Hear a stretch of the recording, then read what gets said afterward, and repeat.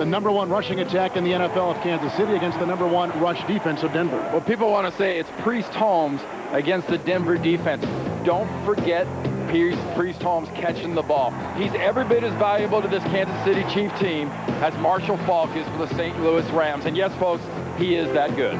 Chiefs have won 3 straight against the Broncos in Arrowhead Stadium. The kickoff is next.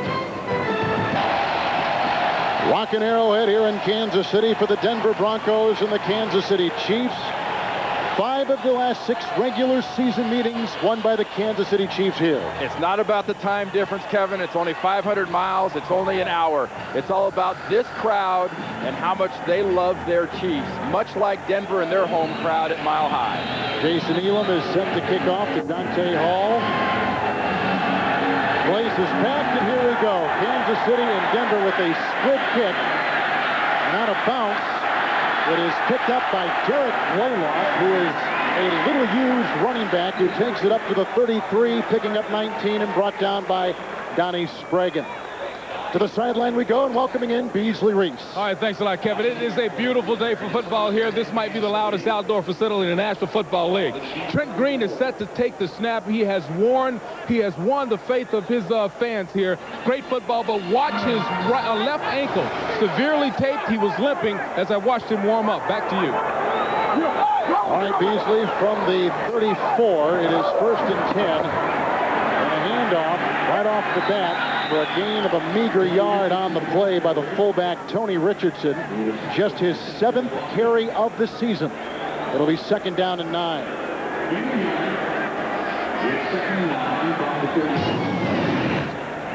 Kansas City offensive line, the veterans Rofe, Waters in his 2nd year, Wigman, Shields, and Tate. Backfield, Holmes and Richardson. Receivers, Kennison, the ex-Bronco, and Morton. Gonzalez is the tight end. 2nd down 9 from the 35 for Trent Green.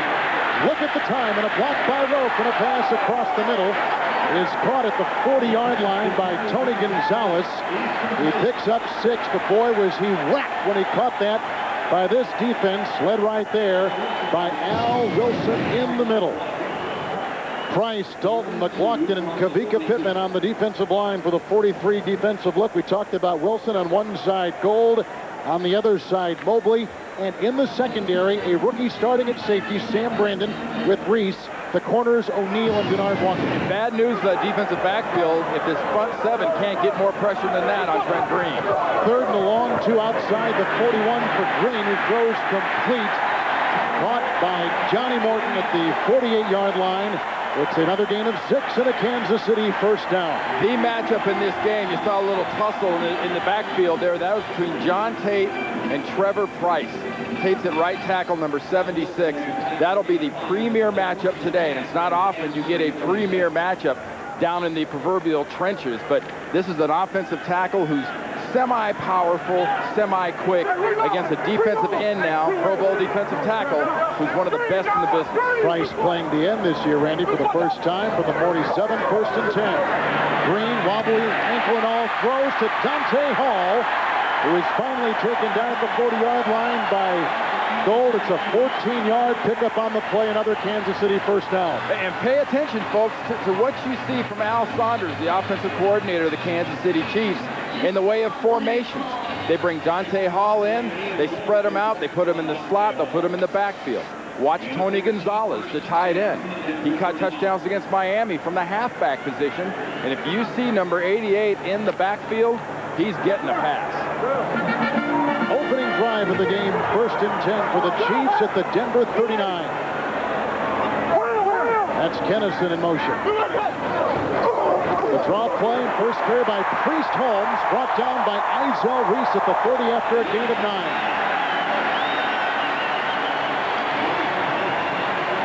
9. A nice job up front. This is a powerful offensive line, opening up this space for Priest Holmes. What they need to do is get at the defensive tackles and turn them out, and it's a great example of what you want to do when you're facing a quick defensive front. The tackles go out, and Priest Holmes, no moves there. That's the shortest distance between point A and point B, straight ahead behind good blocking. #1 rusher in the NFL, 2nd down and 1 from the 30-yard line for Green. Game opening drive, and Holmes with blocking ahead And he works his way into the grasp of Brandon after a gain of 5. He's to the 25. And Sam Brandon is going to be very big in this game, playing for Kenoi Kennedy. Heard about that in the pregame show, but somebody that everybody's talking about in this league is Priest Holmes. And for all the points scored, for all the yards made, he has a bigger impact, I think, on the personality and the class of this football team and this organization. The best free agent pickup, I think, Carl Peterson, who runs this organization for Lamar Hunt, the Kansas City chief owner, I think it's the best pickup they've ever made. They've had some good ones. Montana, Somebody's my guy Montana, but this guy, the whole ticket. On the 25, first and 10. That is caught by Holmes, 14-yard pickup, tumbling to the 12-yard line. And remember what I said about him being the whole ticket in the open, folks. I mean, you're getting something. If you want to concentrate on stopping Priest Holmes, just say, we're not going to let him rush the ball. We're going to hold him like Miami did, the 2.3 yards a rush. Well, they'll split him out. They'll bring him out of the backfield. They'll throw him the ball. And, you know, right now, Trent Green, 4 of 4 for 4 different receivers.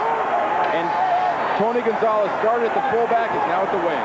First and 10 from the 12. Johnny Morton is on the move. The pitch out to Holmes. A rope lead block and also a block by Morton. Breaking tackles and pulling to the 1. Finally brought down by Reese. It's a gain of 11. First and goal, Kansas City. If you came to this game as a viewer to get a chance to see the great Denver defense, you might also get a chance to see a pretty doggone good Kansas City offense. People on the ground in red jerseys, people on the ground in white jerseys. And as an offensive player, if you can get people on the ground and you got Priest Holmes behind you, you got a great chance of getting some serious yards. Denver has not allowed any first quarter points this season. Yet. From the 1, first and goal, Priest Holmes. They have now. Touchdown.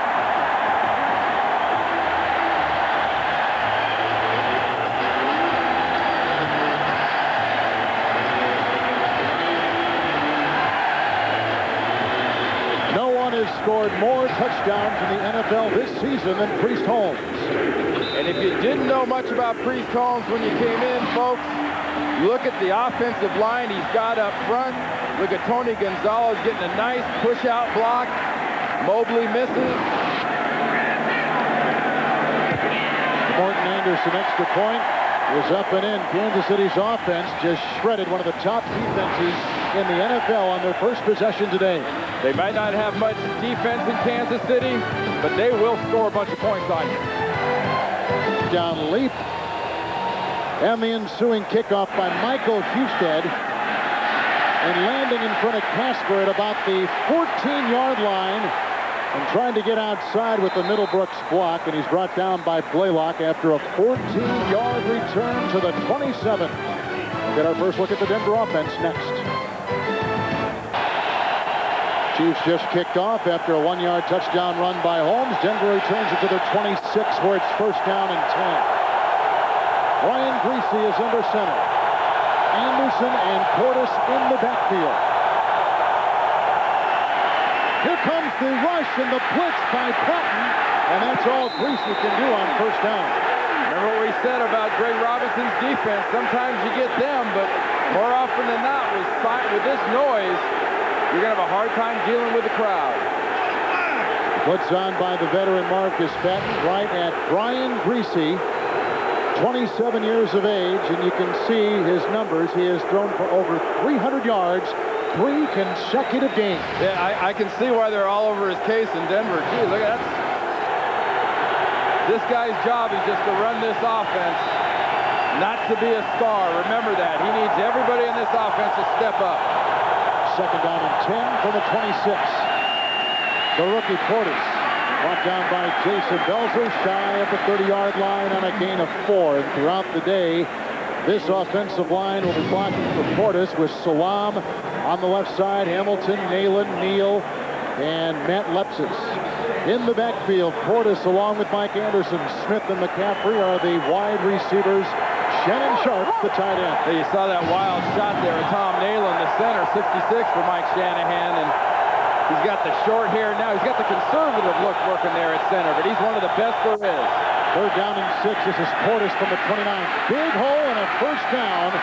Shannon Sharpe makes the stop with Belzer in the secondary. A gain of 10 on third down and 6 from the 40-yard line. That's where he goes down. Kansas City's defense, number 32 in the league. Hicks, Browning, Ransom, Clements. On the defensive line, linebackers, Patton, flanked by Fujita, a rookie, and Meslowski. In the secondary, Warfield and Bartia, the corners. Belzer and the first-year player, Shannon Sharpe, at the safety position. Dick Vermeil in his second year as the coach of the Chiefs. From the 40, first and 10.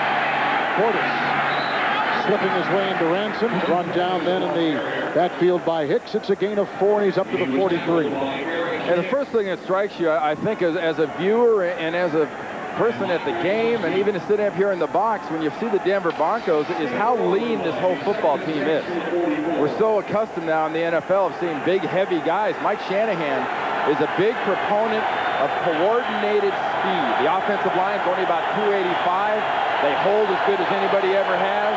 And as their skill positions, they are fast. Second down and 6. Mike Anderson with a kneel and block. And he climbs his way to the 50, close to a first down. And a pickup on the play of about 5.5, 6 yards. Hicks was there at the stop. I want you to concentrate on a player right here you're going to see behind Brian Griese. That's the center, Tom Nalen, 66. Watch his work. He goes, he stretches.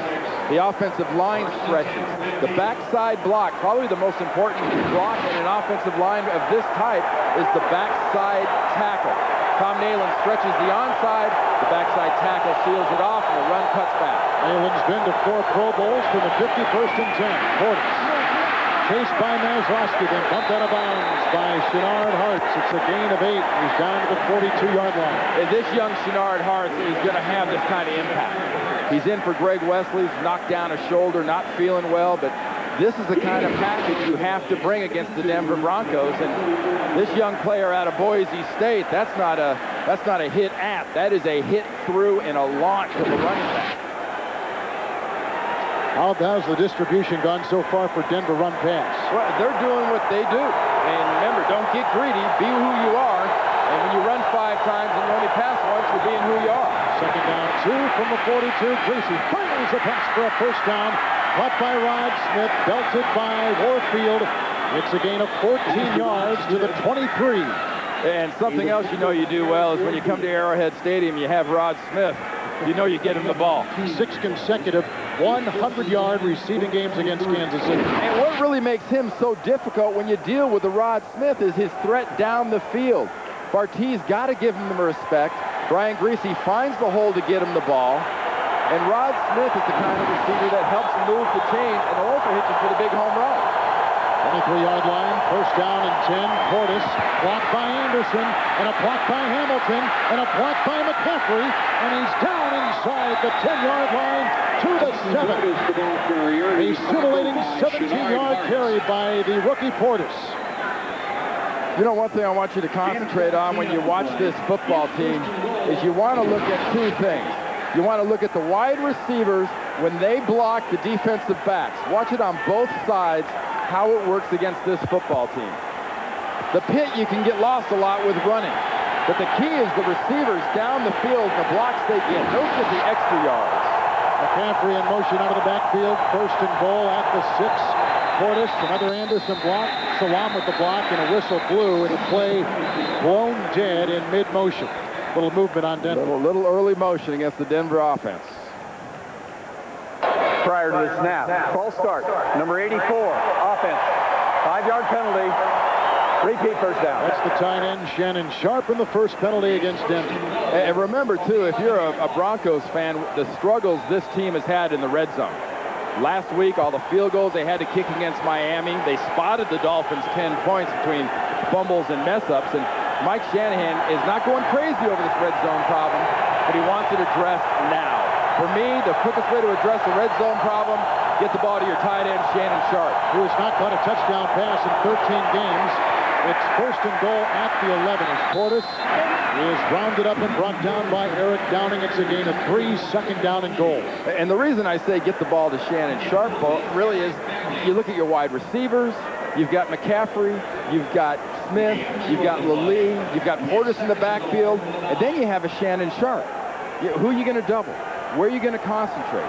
And if you have a Sharpe in your defensive, in your offensive makeup and in your weaponry, get him the ball in the red zone, and that 0 touchdown changes. Second down goal at the 9, 10th play of the drive. Greasy to the air. Here comes Hicks. And there goes the pass by Greasy. Losing a hat was Anderson. Whacked by Warfield. Gain of 6 on the play. He's to the 3, where it'll be 3rd down and goal. Some offenses tend to kind of like grip up, just sort of get uptight, and it's one thing that this Denver offense just kind of seems to be a little bit more out of sync when they get in this situation in the red zone. They haven't been consistent all year there. You know, granted, it's a more condensed field, but when you get into this part of the field, remember I said greed isn't good? Well, when you're in the red zone, greed is great. Be greedy. Get the big points. 3rd down goal at the 3. The fake to Portis. Great deception by Greasy. Here they come. Down he goes. Eric Hicks. Richie Owens. A loss of 12 on the play, and Downing comes off the pile as well. Wow. And he's all the way back to the Kansas City 14-yard line. The Chiefs defense holds him out of the end zone. Well, this is all about coverage in the end zone. They wanted to go to Shannon Sharpe. He's covered. Want to come back to Ed McCaffrey to the right. He's covered. Rod Smith coming across. He's covered. Nice job by Hicks in the front 7, but that was all about the coverage. Jason Elam, a 32-yard field goal try, but a moral victory for the Chiefs, who hold him out of 6. When you come to an underdog last week against Miami, Denver kicked 5 field goals. Elam just booted a 32-yarder. The ensuing kickoff. Dante Hall inside the 10-yard line for Kansas City. Outside, brought down. Ruben Drones got him after a return of 22 yards. Chiefs will get it back, leading 7-3. Again, here we've got working out. Here are the receivers. Here's the eventual pass rusher. But look at the coverage in the defensive backfield and how it works out. Nowhere to go. Eric Hicks gets there, but that's all about the coverage. Chiefs get it after the kickoff. Shy of the 30-yard line, 1st and 10. Green slings it outside, brought by Priest Holmes, who's caught himself by Ian Gold. 2 just past the 31-yard line. Holmes touches that ball a lot, doesn't he? He accounts for almost 40% of Kansas City's offense. And really, against a defense like this, it's only appropriate because this defense is so quick, so much quicker than a lot of other defenses, and I think it's changed the personality of the Denver Broncos football team. Their offense almost seems to be a little more on the conservative side with Greasy at quarterback, but as a football team, they're faster, and they're much more aggressive because of this defense's personality. Chiefs slow to get their personnel on the field. 2nd down 8. Just get off the snap. It's home. And knocked off his horse by Gennard Walker, then finally brought down by Reese and Brandon after a gain of 7. Almost looked like a busted play for a while. Trevor Price looked like a hungry man at a free buffet in the backfield. He had Priest Holmes all to himself. Look at big number 93. Where'd you go? He had him right there, and Priest Holmes just spun one way, spun the other way, and suddenly 9 yards the better. 3rd down 1 from the 39. Holmes again wrapped up by the aforementioned Price and a gain of 2. And he's got the 1st down at the 40-yard line.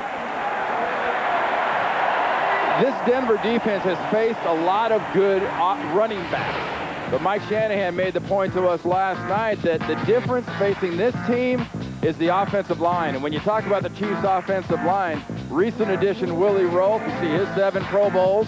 Will Shields, another 7 Pro Bowls. This team not only can move well with a center like Casey Wegman, who can pull 62 there, you've got a very powerful unit that is a different character for this Denver defense. 40-yard line, 1st and 10. Play action by Green, and down the side he goes, and it's caught by Eddie Kennison, a guy who quit the Broncos mid-last season. He's to Denver's 46, picking up 14 yards. You know, in the golf business, they talk about there's horses for courses. Well, in football, there's players for systems and players for places.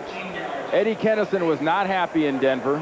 came to Kansas City, and with Dick Vermeil's sort of tutelage and fathering, which he'll do to a lot of players, he has really found a home here in Kansas City. He did it to you at UCLA. Dick Vermeil is a wonderful man to have in your life.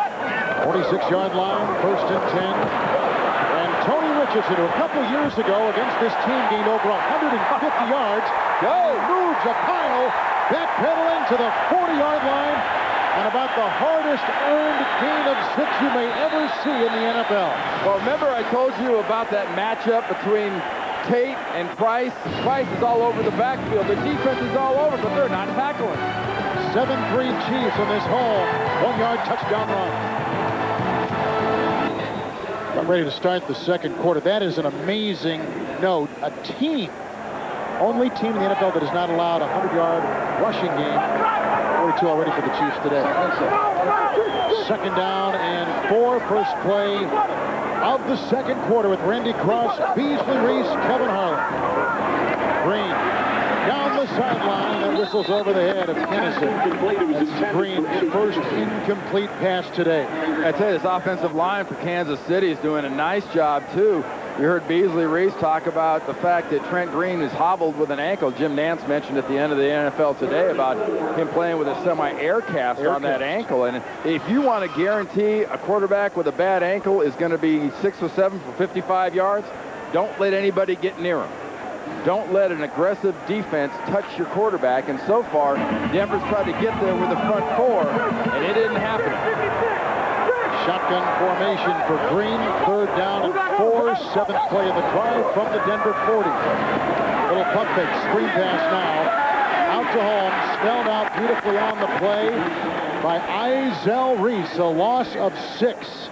Kansas City's got a punt. To the sideline we go, and Beasley Reese. All right, thanks a lot, guys. When you watch Priest Holmes, keep one famous football fact in mind. The lowest guy with the leverage always wins. Priest is 5'9", very powerful, and he runs low. So Randy Cross, 5'9", and he runs low. That's why it's hard to tackle. Back to you. Almost blocked by Spragan. Straczynski's punt, bobbled and finally reeled in by Delta O'Neal, who's brought down by Corey Harris. A 34-yard, well-placed punt. Timeout. Last time Denver had it, they had it 1st and goal at the 6. They had to settle for 3. And Denver actually has changed a little bit up front with Brockermeyer at left tackle, the guy that was moving on that field goal last week that was negated just at the end of the first half, in for Ephraim Salaam. On the 13-yard line, 1st and 10 for Greasy with play action. Here comes Patton again. That's a one-hopper, incomplete pass. Going for the rookie Clinton Portis, who is out of Miami. 2nd down and 10. And this might be the worst defense in the NFL so far this year in Kansas City, but Brian Greasy would right now vote for these guys in red as the most improved this week. What are they doing today that's making it different? They're doing what we talked about in the open with Greg Robinson. When you got a Greg Robinson defense, and people in Denver saw a lot of that when he was with those Super Bowl teams, they take chances, they take big risks. If you don't get them big, as you're seeing so far, he will get after you. 2nd down, 10, 13-yard line. And Portis tripped up, brought down, tumbles ahead to the 20-yard line, couple yards shy of a first, picks up 7. It'll be 3rd and 3. The offensive line of Denver now with the new look. When you looked at both sides, the right side, the left side, what did you think coming into the game was the weakest of the two sides? Well, of the two, I'd say the left, only because Hamilton, number 50, the left guard, Salaam and or Brockermeyer, the left tackle, have the less time in the boat, if you will. The center, Nalen, and the right side have been here for a while. They know this offense. 3rd down and 3 from the 20-yard line. Here comes Patton again. They blow that dead in mid-motion. Patton has been all over that pocket so far through a little more than a quarter.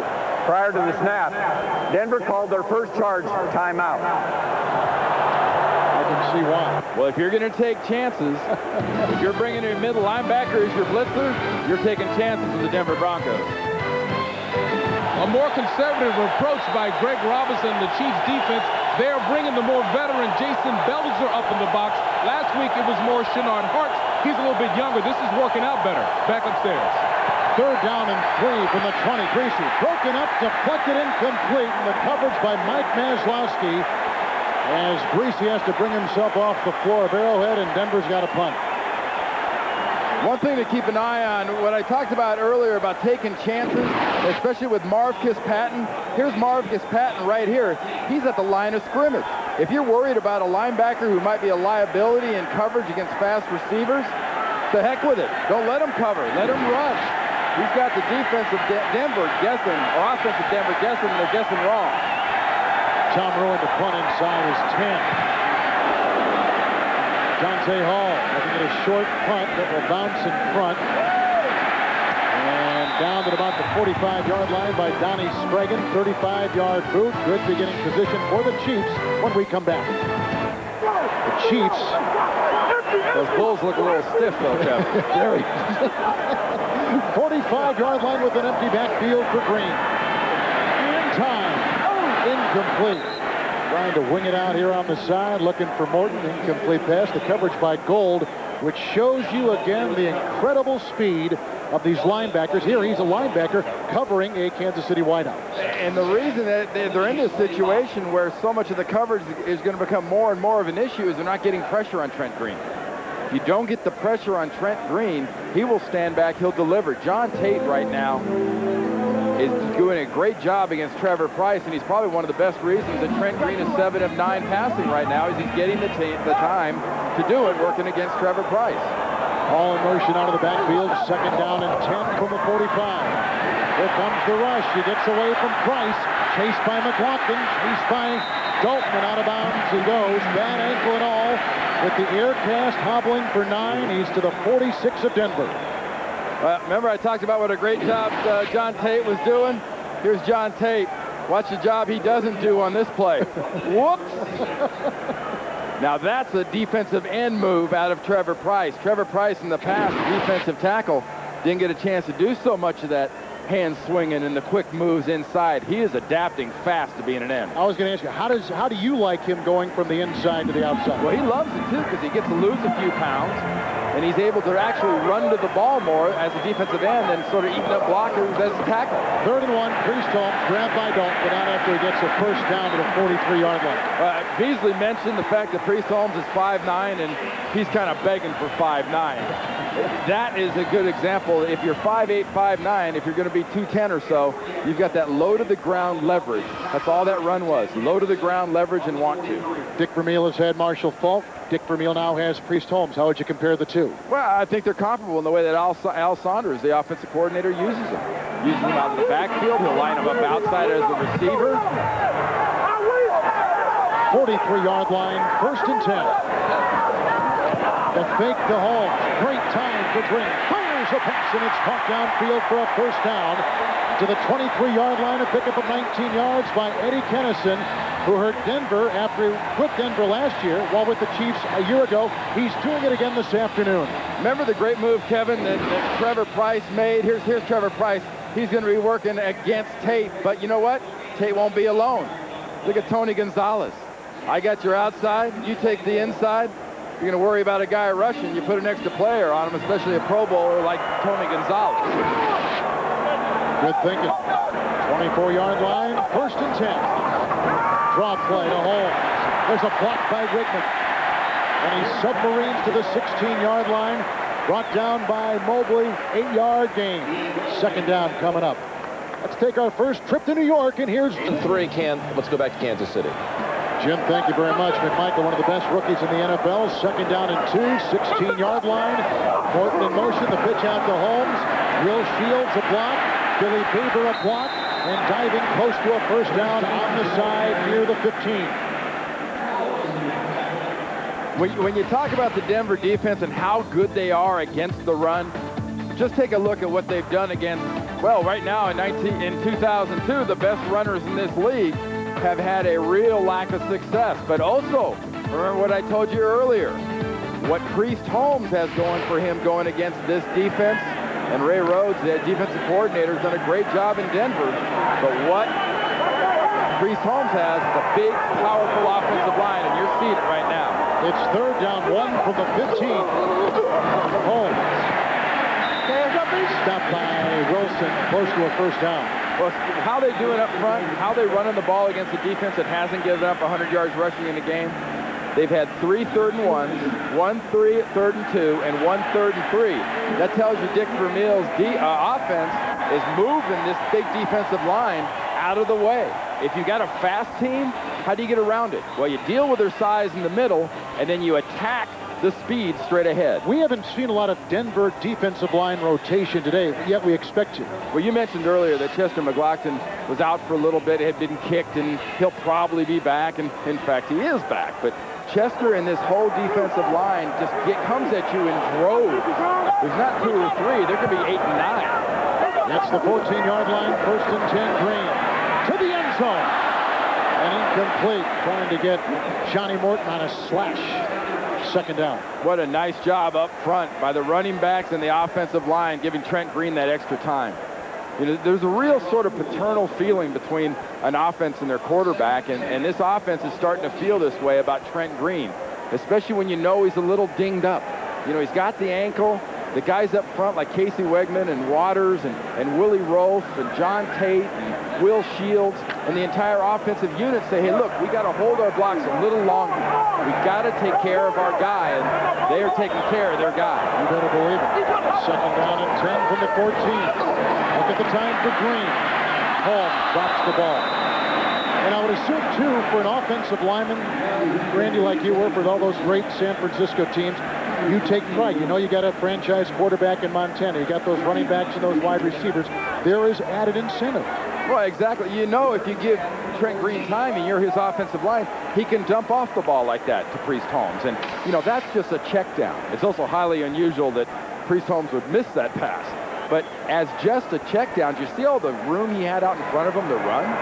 You know, if you give your quarterback that time, that's an option he can have. That's incentive enough right there. 3rd down, 10 from the Denver 14. And he is devoured. On the line, Trevor Price.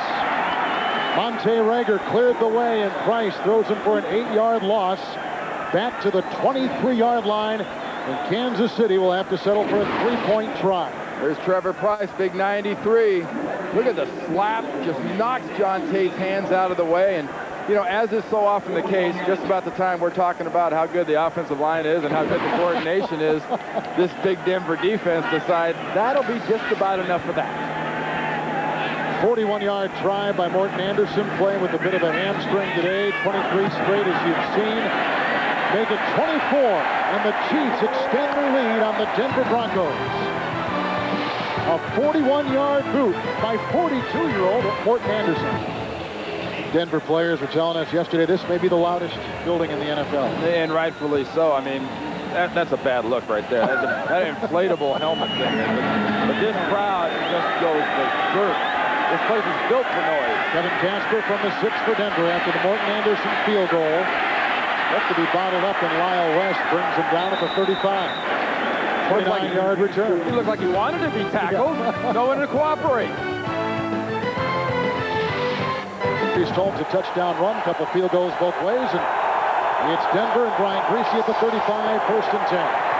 Clinton Portis, wonderful blocking outside, finally hit and brought down from behind by Hicks at the 44. It's a gain of 9. Portis has taken it for 61 yards already. As we take you to New York in our CBS, we did them the other week against Oakland. He said he may be as underrated a player as there is in the NFL. Eric Cole. Eric Cole, I don't know if he's underrated. I just think he's underknown. Yeah. He's been in the witness protection program up there in upstate New York. You know, in Buffalo, people just don't get to see how good this receiver is. 2nd one, carried by Portis. You know, he's very much Kevin like Rod Smith. Mike Shanahan and Gary Kubiak, his offensive coordinator, have a weapon like Rod Smith. They exploit. They've won Super Bowls. People know about Rod Smith. People don't know about Eric Moore yet. Yes.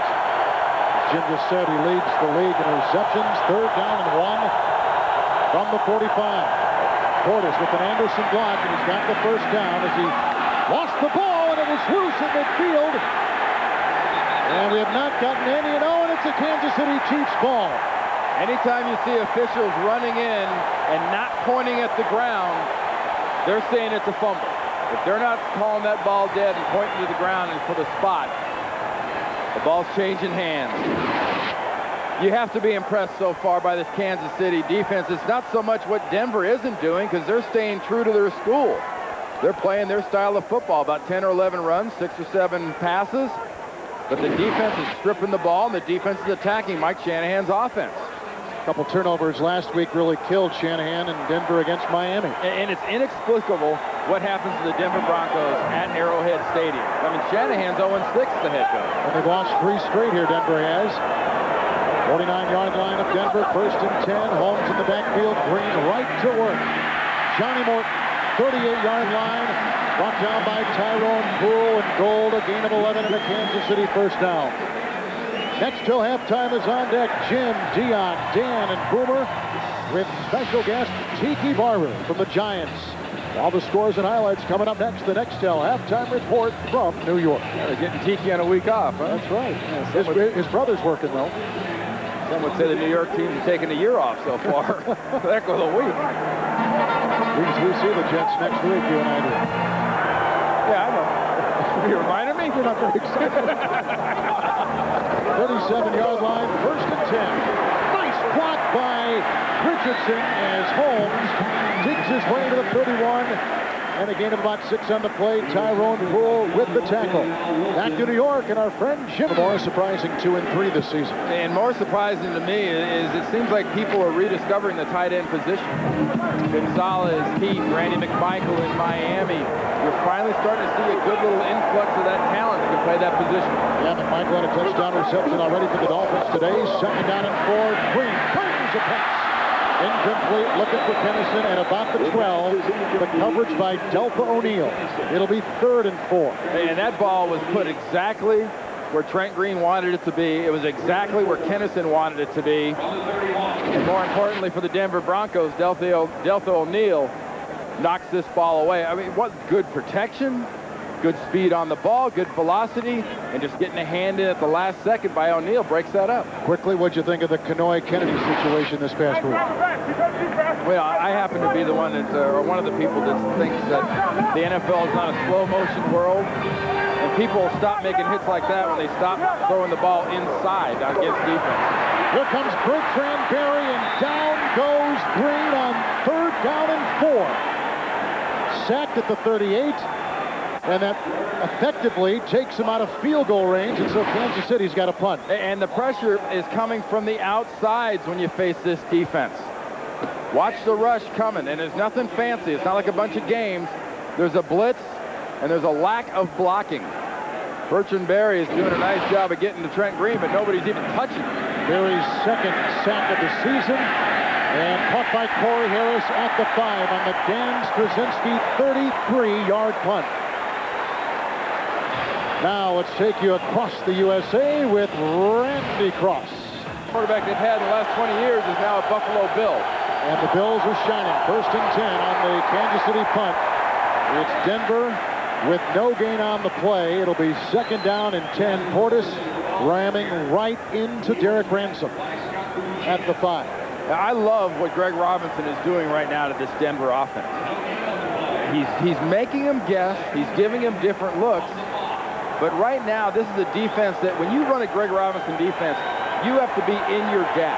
You have to have your head on the proper shoulder. And if you don't, there's big plays. Right now, his players are in the perfect position every time. 2nd down and 10 from the 5. Greasy. And he's got Rod Smith who tiptoes into the defense of Shenard Hartz. Picks up a 1st down. He's near the 18-yard line, picking up 13 on the play. Well, you're winning your fantasy matchup. Get real-time scores and stats for your fantasy team at CBSSportsline.com or on AOL. Enter keyword CBS Sportsline. Some of those fantasy players have been burned by the likes of Moss, Falk. Oh, yeah. These guys have not been producing. I have my own fantasy theory. I'm going to show you a little bit later. Good. I look forward to that. 18-yard line, 1st and 10 on the Rod Smith catch. That's intended for Ashley Lilly, the 1st-round pick out of Hawaii. Incomplete, 2nd down and 10. Everybody wants to go all over the NFL for their fantasy picks. Don't go all over the NFL. Just go into the AFC West. The offenses in this division, I mean, Morton Anderson's leading the league in kicking. This Denver defense putting up some great numbers. Gonzalez, Rice, Conway.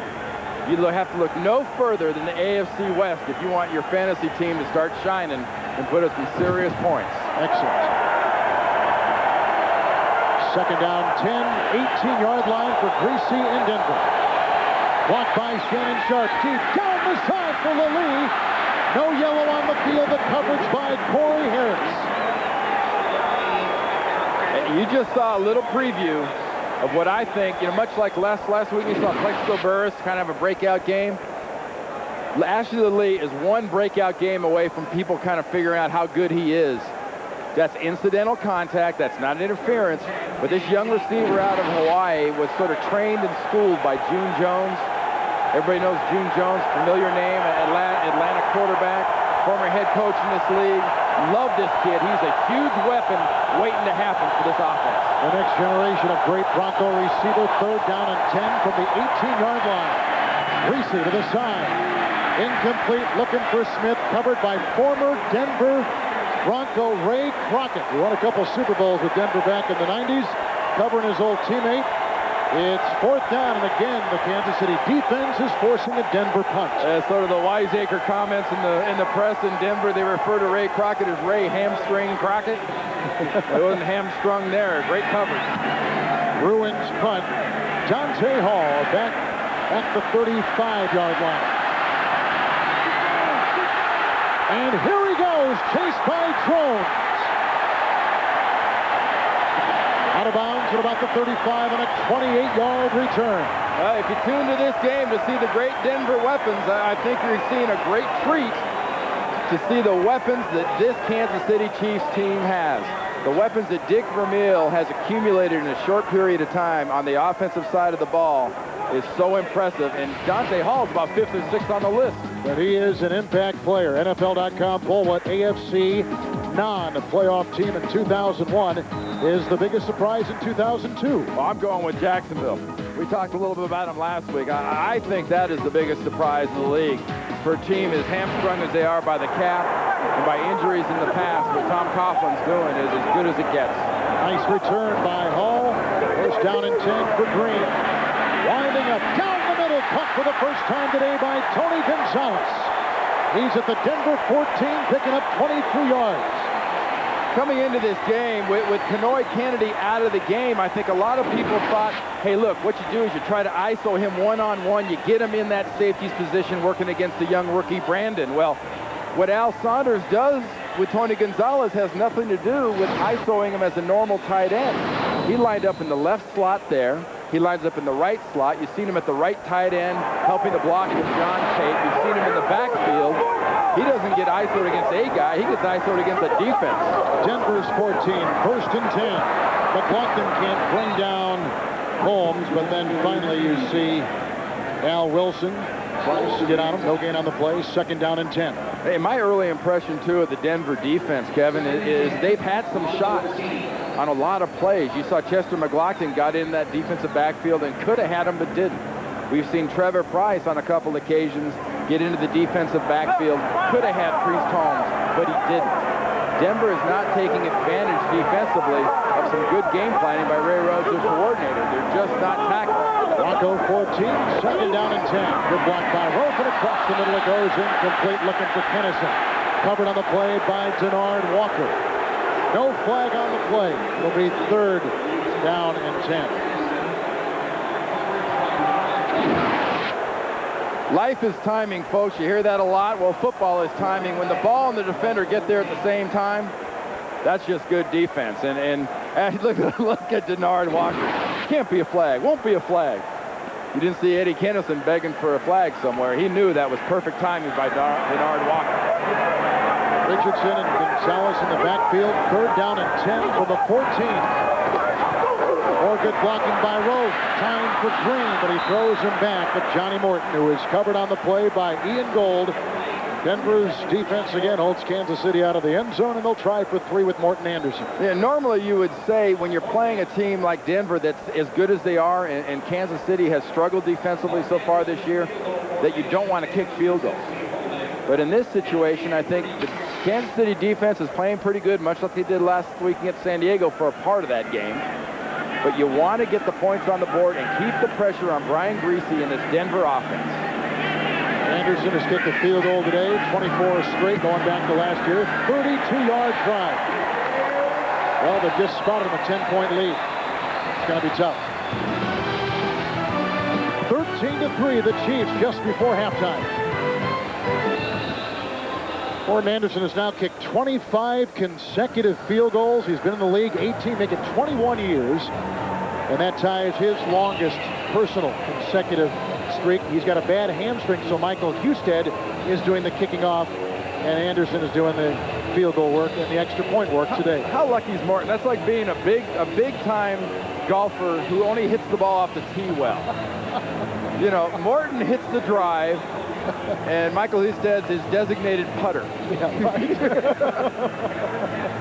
That's right. That's when you know you've arrived. For a 42-year-old kicker with a bad hamstring, you have your own designated putter. Husted was thinking about retiring 3 weeks ago when the Anderson injury happened and the Kansas City Chiefs signed him.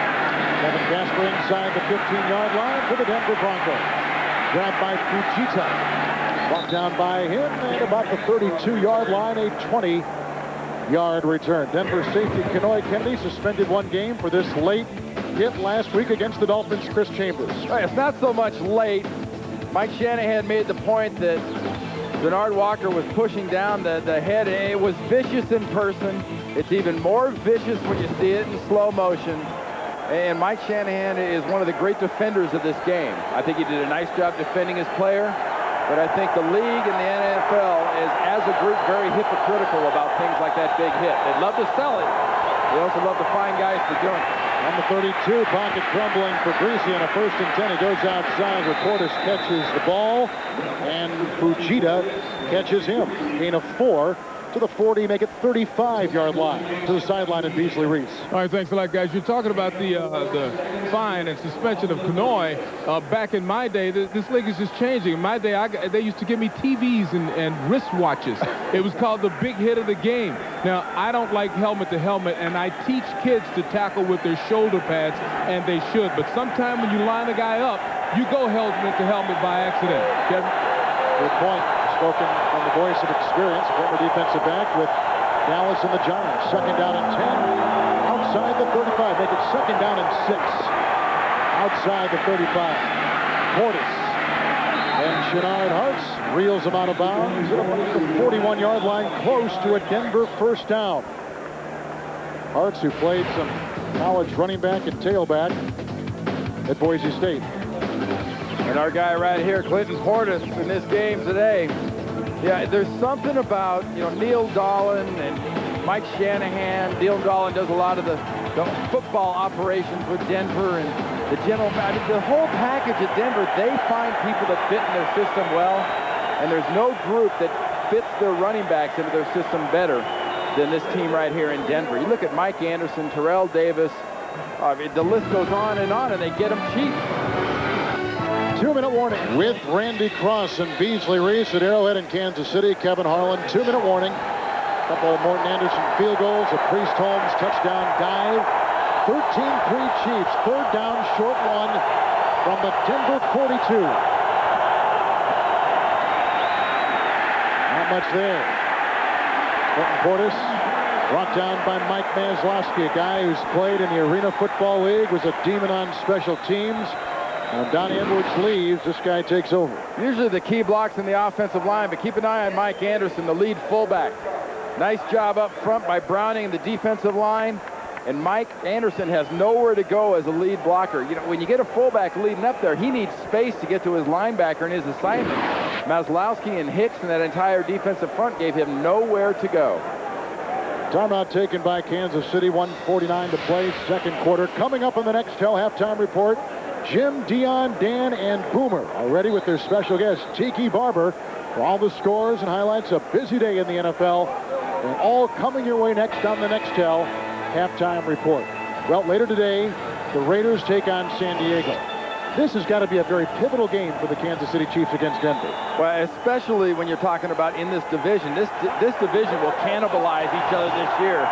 And one of the reasons, 4th down in this situation, you stop Denver here, you're going to get points.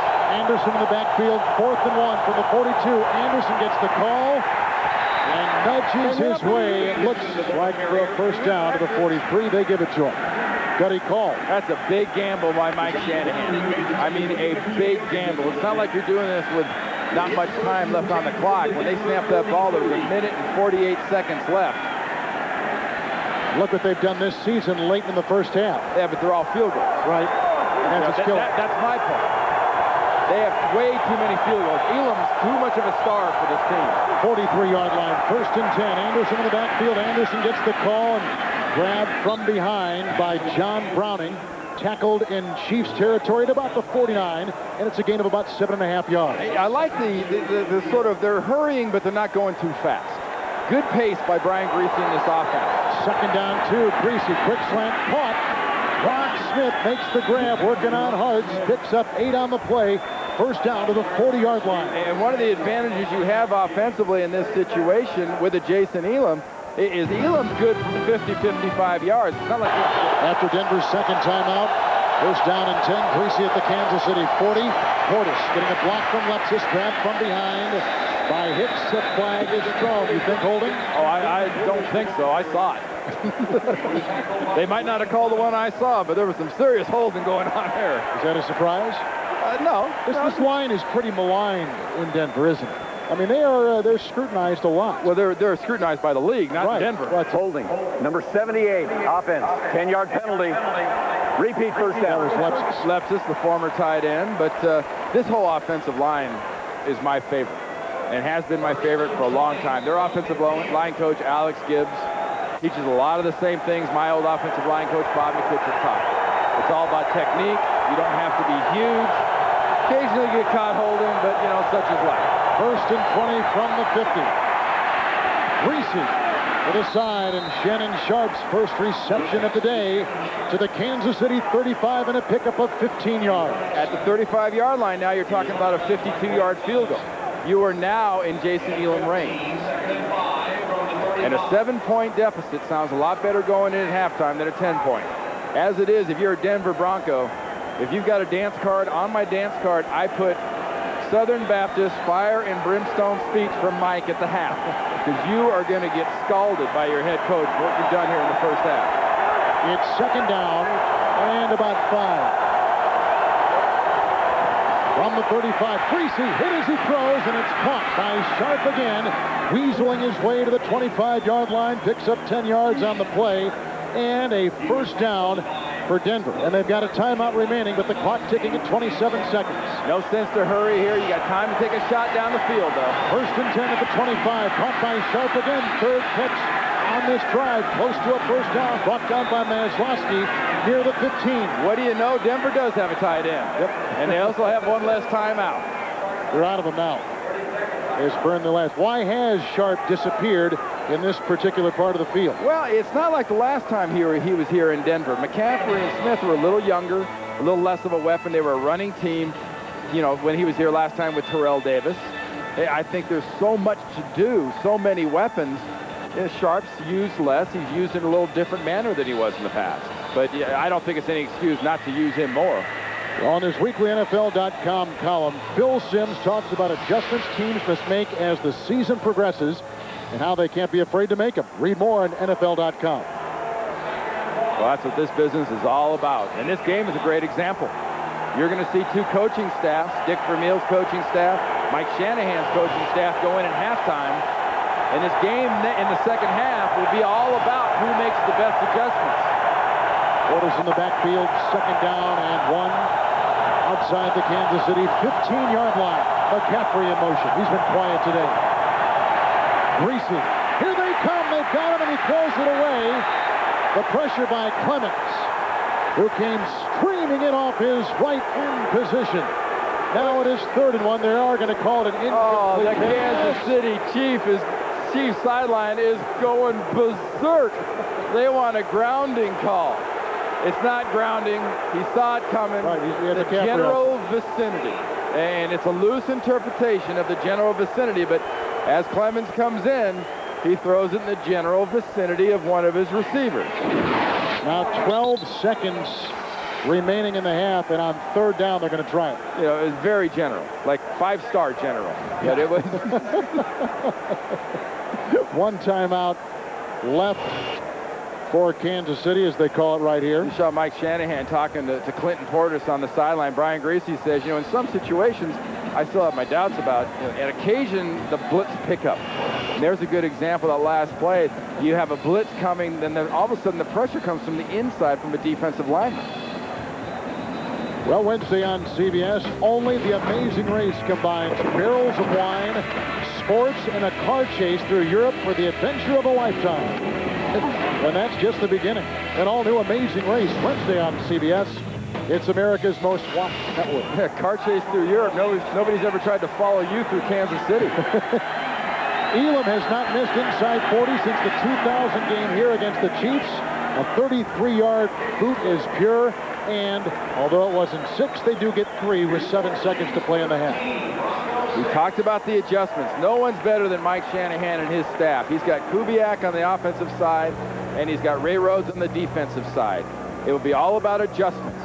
You got a young running back in Portis talking with his quarterback Greasy, and they're talking right now about adjustments, about blitz pickups, about stunts, and about games. On the other side, you got Dick Vermeil's staff. What do you change on offense? I don't change anything. I keep running the ball. I keep giving Trent Green the time to throw the ball. And if you're Greg Robinson defensively, do you make huge changes? I don't think you make huge changes, because I think what you're doing is working pretty good. You're smiling, you're dialing, and you're taking chances. Green's ankle doesn't appear to be an issue today. Well, it wasn't an issue when he scrambled. The one time that Price beat Tate inside, and he had to run to the outside, but I think a lot of it has to do with the nice job his O-line's doing protecting him. He came in talking about the #1 rushing team in the NFL in Kansas City against the #1 rush defense. 54 yards for Priest Holmes, 9 for Green, and 7 for Richardson. Well, you know, so far that matchup is all Denver, but I mean all Kansas City. But like I said, the second half will all be about the adjustments. After Elam's 33-yard field goal, line drive boot, and out of bounds over Belzer and into the hands of Dante Hall inside the 20-yard line. Quickly out of bounds at about the 29, 30-yard line. So they'll put him down. CBS 3-3, Denver 4-2. Later today, San Diego and Oakland. 4 seconds remain. Chiefs do have a timeout. Handoff goes to Holmes. He slips by Price. Finally belted by Dalton. And a gain of 5, and he'll finish the first half with 59 yards. The NFL's #1 rusher. One of the big plays, the opening drive of the game when Kansas City shreds Denver's defense, culminating with the 1-yard leap into the end zone by Priest Holmes. Offensively, the Kansas City Chiefs have been the Chiefs. I think the big surprise of the half is the Kansas City defense has frustrated Denver offense. I'm anxious to hear what Beasley talks about with Mike Shanahan. Let's go down to the field with those two right now. All right, thanks a lot. Coach, evaluate the first half for me and tell me what you need to get fixed. Well, we had a penalty down inside the 5-yard line. We jumped off sides, and then we had a fumble. We had a turnover. You can't make those mistakes. And we had a drop ball and a go route. And you can't make those mistakes and expect to win. Hopefully we'll play a little bit better in the second half. Thank you, Coach. All right, Beasley, Kansas City has won 6 of the last 7 games against the Broncos here in Arrowhead Stadium, leading at halftime 13-6. Trent Green finishes the first half 10-17.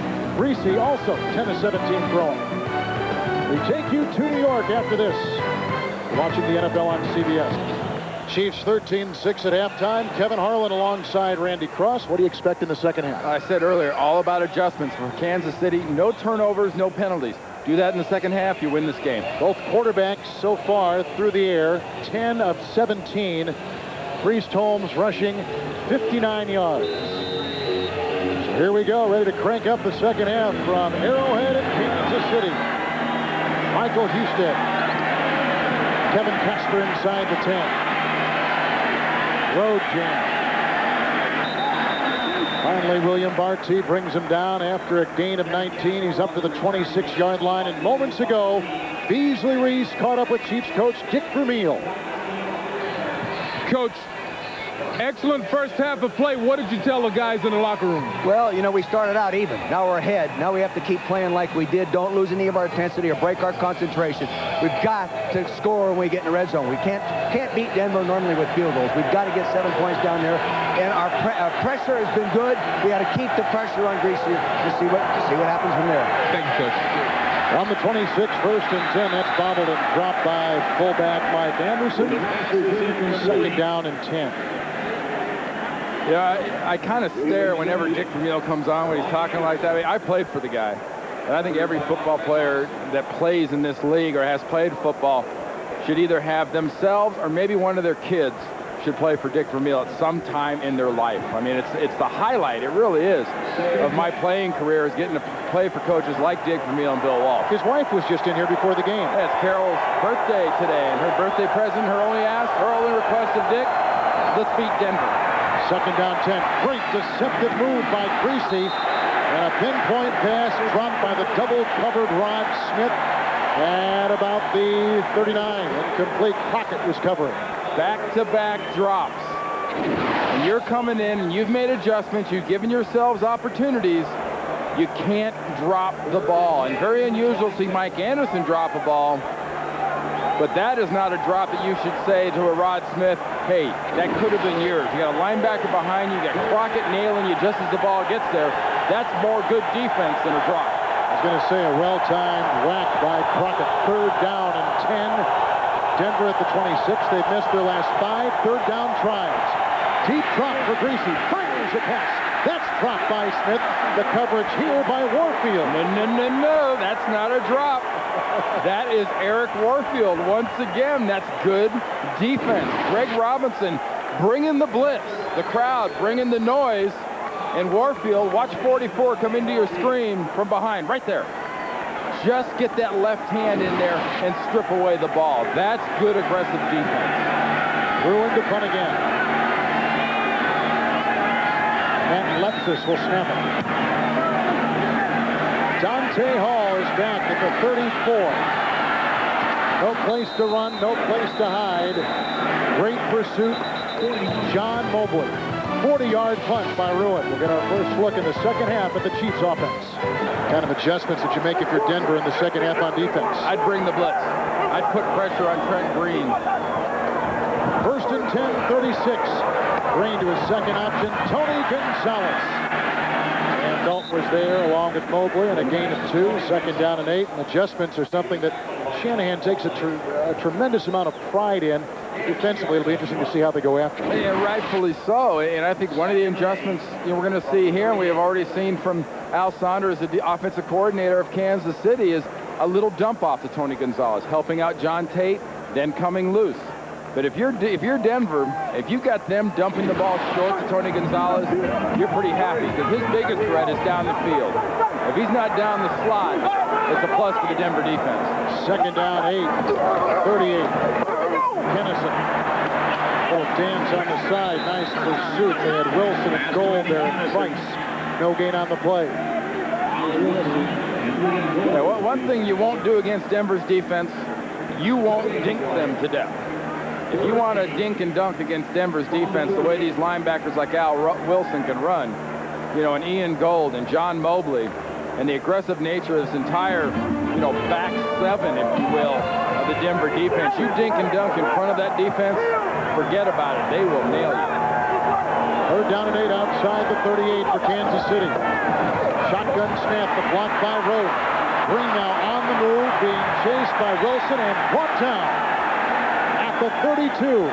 That is the 3rd sack today by Denver's defense coming into the day. The Kansas City offensive line had only allowed 6 sacks all season. It's a nice job down the field by Deltha O'Neal and Tyrone Poole, working with Sam Brandon and just that whole defensive backfield. You bring the blitz, you block the blitz, and the only reason that Green has to scramble out so Wilson can get him is nobody's open. Straczynski's punt. Deltha O'Neal. Tackled immediately by Corey Harris. Flag is down, back at the 8-yard line, which was the line of scrimmage. On the other side of the field. You're going to have a hold. Yep. And it's against Denver. It was 4th and 13. After the kick, holding, number 89, receiving team. 10-yard penalty from the end of the kick. First down. Dwayne Carswell, the tight end. Timeout, second half possession for Denver coming up.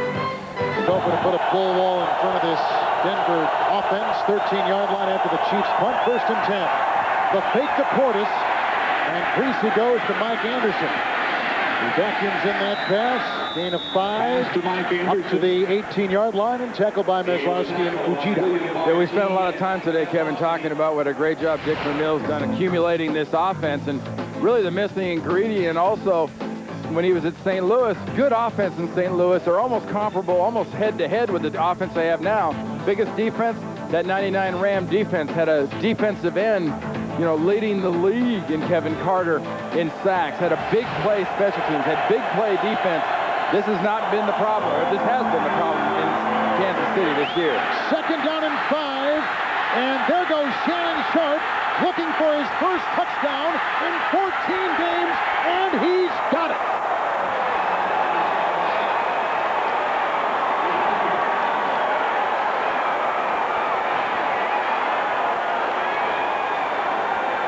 He has just tied tight end Dave Casper for number 2 all-time in the NFL in touchdown receptions by a tight end.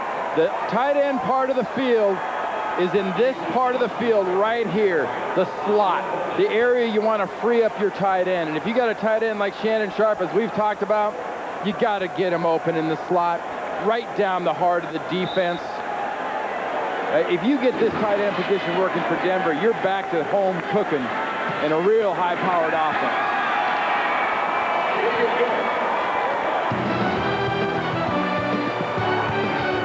Touchdown by Sharpe. Sharpe with his first touchdown catch in 14 games overall, including regular season and playoffs. 12, counting just regular season. And here we go with the ensuing kickoff in a tie ball game. And Dante Hall weaving his way, finding room himself, and chased by Montgomery, and breaks a couple tackles before finally being hit by Reuben Jones and brought down on a 46-yard kickoff return. And that puts the Chiefs inside the Denver 45. Shannon Sharpe lined up at the tight end position, coming into the middle of the screen, just straight up the middle, taking advantage of the Chiefs in cover 2. The safeties way too wide. Shenard Hart's on one side is way too wide, as is Jason Belzer, the free safety, and Shannon Sharpe splits the difference. Well, so much for a 10-point Kansas City lead, 13-3, huh? Remember, though, don't press. Great field position. 44-yard line, 1st and 10 for Priest Holmes. Belzer binds it on. Walker out of bounds at the 40-yard line, and he picks up 4 on the play. Well, if you're Dick Vermeil and you're looking at your offense back on the field with Priest Holmes, you've run 36 plays so far, counting that one, against this Denver defense. 25 have been in the Bronco territory. Now, you just got a penalty, which is going to put you out of Bronco territory. Number 77, offense, 10-yard penalty, repeat first down. That is the first Kansas City penalty today. And when you're playing a team like Denver, Dick Vermeil knows, and he mentioned to Beasley Reese earlier at the beginning of the half, you have to be flawless. When you get in the red zone, you have to have touchdowns, not field goals. You had no turnovers and no penalties in the first half. You have to be as close to flawless as you can. They have to be close because they got their first penalty. Back at the 46, 1st and 20 for Green. Outside for Holmes. Bernard Walker shoves him out of bounds in Denver territory. Nice job there, Kevin, by Johnny Morton. Did you see that nice block he threw out there? Just a quick little flip screen. It didn't look like much, but Morton got a nice blocking for his running back. Morton's going to come from the left side of the screen, watches Priest Holmes, runs out to the flat, the ball comes, there's the block right there, working against John Mobley. That's the little extra something. We talk about the great job that the wide receivers do for Denver of blocking. You add that ingredient to this Chiefs offense, That just generates big plays. Second down, 5, 39-yard line. Priest Holmes again. Kennison with the block. Now Wilson shoves him out of play. Should be good for a first down and a gain of 6. And you can see some other scores. Buffalo on top of Miami by a touchdown. That doesn't surprise me. Not with that Buffalo offense. Not with Drew Bledsoe playing. Good game, San Francisco and New Orleans. Yeah, another war. That used to be a divisional game. That was a war. Now it's going to happen a little less now that the Saints are in the South. Marshall Faulk has had a big day on the ground, as you can see. First down for the Chiefs inside the Denver 34. Ever since he walked out on that interview, he's running wild. One fake pass. Here comes Holmes running wild to the 22. Gain of 11 yards. Another Kansas City first down. Monday on the Late Show with David Letterman. Don't miss Jack Hanna and his animals, plus a one-of-a-kind Civil War reenactment on 53rd Street. It's Monday on Dave. Got a little war here between the Chiefs and Broncos and Arrowhead. Well, you know, Kansas City has watched this whole season as Dick Vermeil's offense does a reenactment of the St. Louis Rams. You know, the variety, the ability to surprise the defense with unusual plays, like the fake draw, fake screen right there to Priest Holmes. 23-yard line, first down and 10. Pitch out, going to Blaylock, who corkscrews his way on his first carry of the season. That first carry of his career. Flag is down, as you can see, and that's a face mask against Denver. That is the first carry in Derek Blaylock's career. He is a second-round pick 2 years ago out of Stephen F. Austin. 5-yard face mask. Defense. Repeat, first down. Mike Cloud is injured and active today with the foot injury, so Blaylock getting his shot. And Mike Shanahan talked to Beasley going in at the end of the first half about the mistakes they've made, the penalties in the red zone, you know, the turnover, and Shanahan knows that when you get in these situations like this, you can't have that face mask penalty. You can't have drop passes on the offensive side of the ball. You're at Arrowhead. You haven't had success. You need reasons to celebrate, not reasons to ponder. That's right, folks. It is 1st and 1 at the 14. Tony Richardson, a Kennison block. Touchdown.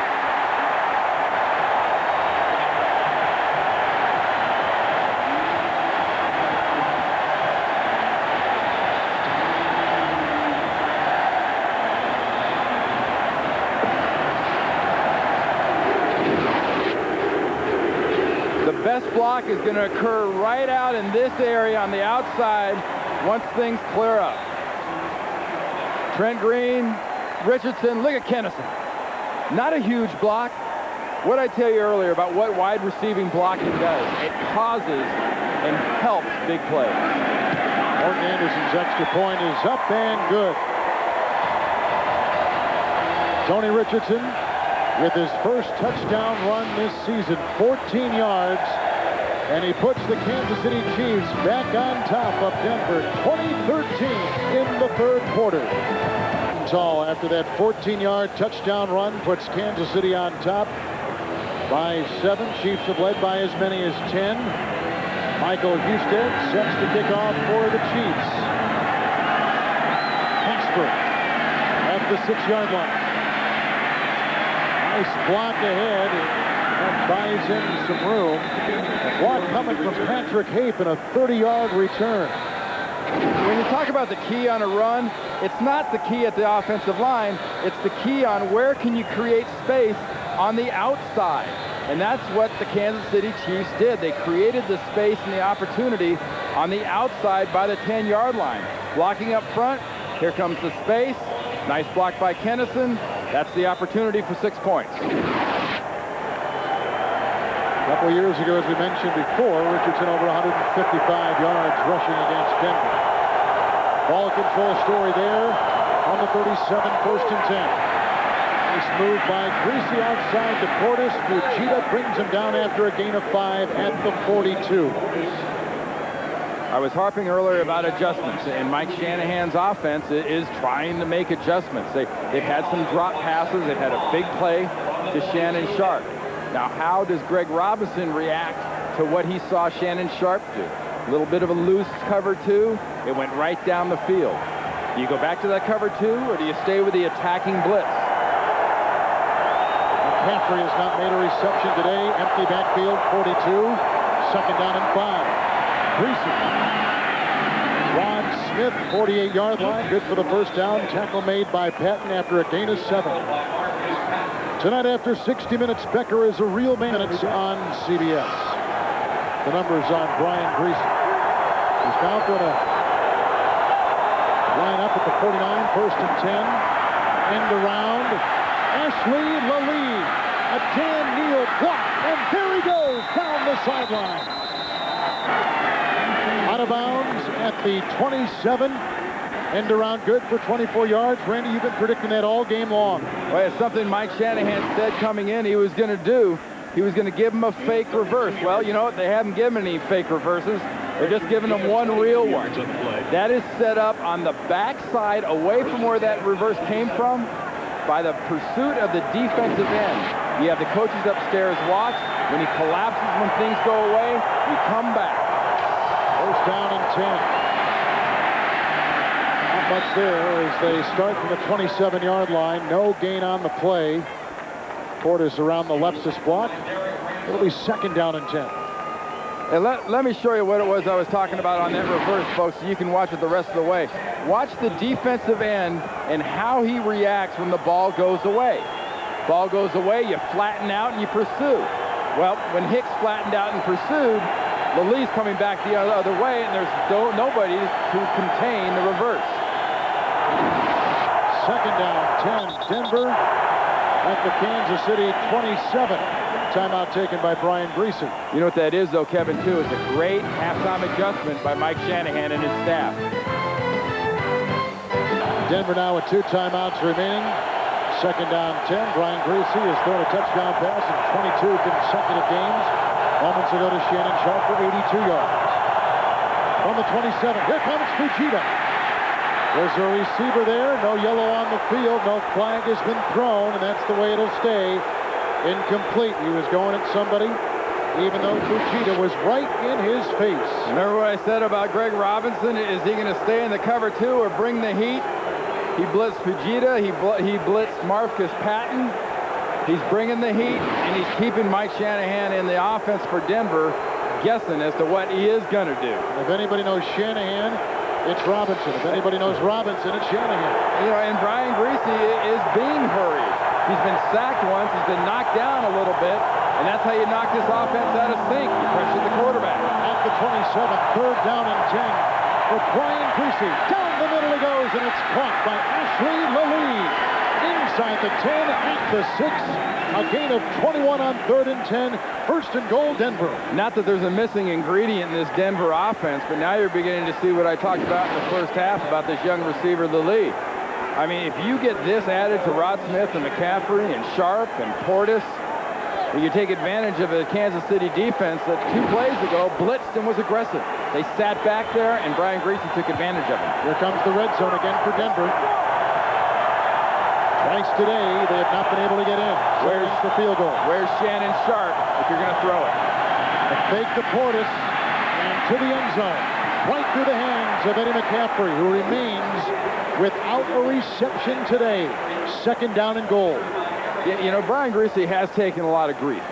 You know, we talked about it last time we did a Denver Broncos game, and, you know, Greasy is not a real scintillating personality. I mean, he's not a guy you like to sit down and spend a couple hours talking to. It's just not the kind of guy he is. But you didn't draft, you didn't sign, you didn't give a big contract to a Manning or an Elway or Montana or, you know, the son of a great throwing quarterback. He's the son of Bob Greasy. Bob Greasy won football games. That's why he's in the Hall of Fame, not because he threw for 1 billion yards. Second down, goal at the 6. Mike Anderson digs his way to the 2. Mike Anderson, Marcus Patton brings him down after a gain of 4. So Greasy doesn't have to be a star. And I don't want this, but almost like a custodian, a guy who will manage the offense, not necessarily lead and star for the offense. And Mike Shanahan, you know, he kind of keeps Brian perpetually mad. He knows Brian plays a little bit better when he's a little mad. And what Shanahan has, he knows exactly what he has. And what he wants from the quarterback, from Brian Greasy, is when you get in the red zone, you get scoring opportunities, you take advantage. Third down, goal from the 2, and a 2-yard touchdown lead by Clinton Portis. And Denver and Mike Shanahan have come back again. You know, probably the most simplistic line I've ever heard about a quarterback, and you hear it on occasion still, is from Bill Parcells. Back when he was with the Giants, they were talking about Hostetler, and they were talking about Sims and who should play. You know which quarterback plays? The one that scores touchdowns for the offense. The ones that gets his team in the end zone. Did Brian Greasy throw Portis into the end zone? No. But he got him there with the leadership. That will tie the game at 20 apiece. Our second tie. Denver is not led today. Flag is down. Got a hold, I think, against the Denver. Yep. Oh, Kansas the old pulling the guy out of the way to open up a block. You don't see defensive holding very often in this league, especially in the pits. Yeah. Holding. Number 99, defense. Pulled a player aside to allow another player to block the kick. 5-yard penalty will be enforced on the kickoff. Try was good. Well, on that 9-play drive, a key Leslie Lilly 24-yard reception on 3rd down and 10. Impression, you don't have a shot. Yeah. You don't have a chance. Everything will be cooked. Nothing goes undetected. Well, that's kind of like what we talked about, the adjustments. I mean, nothing goes undetected so far with the two staffs, both on the offensive and defensive side of the ball. The cure for Denver, their adjustment, Gary Kubiak and Mike Shanahan say, we'll get Ashley Lilly, number 85, more involved. You run them around on a reverse. You set yourself up for the big plays. You give them a little something in the second half they didn't see in the first half. 5-yard penalty on the extra point, so they'll tee the ball up at the 35-yard line. Dante Hall still back for the Chiefs at about the goal line.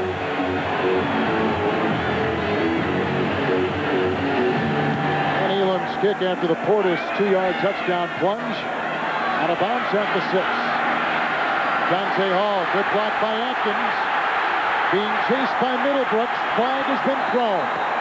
He's down right now to the 43-yard line of Denver, a 49-yard return. You're going to have a little push in the back. It's going to be against Kansas City.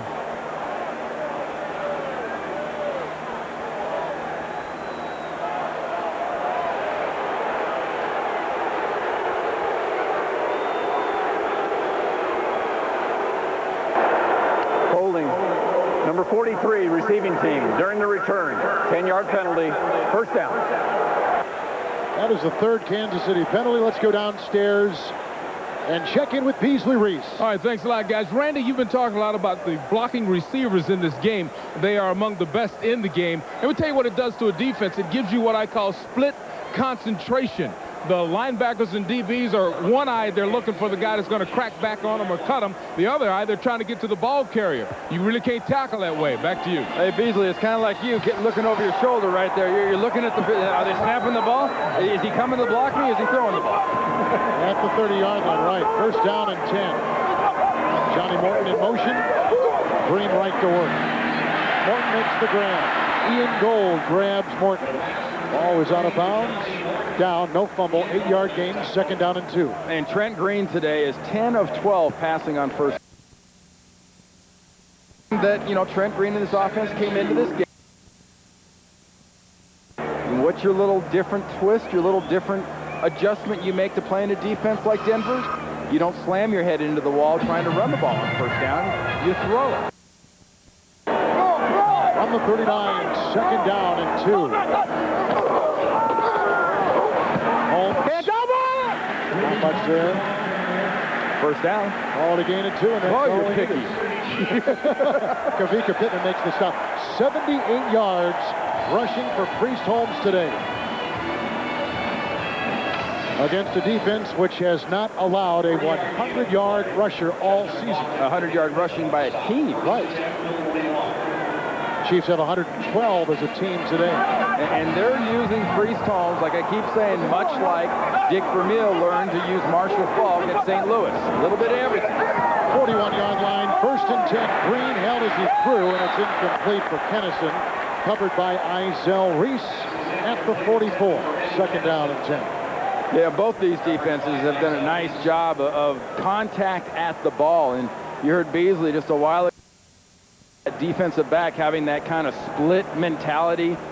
Receivers get a split mentality too. And, you know, like a Kennison's out there getting ready to catch the ball. Part of your split mentality, you're split on the ball and the guy that's about to hit you. How has Kansas City attacked this new safety, Brandon, today? Well, they have not specifically targeted him. I think they've specifically targeted every defensive back. Second down, 10 from the 41. Outside, they swing it off the Priest hole.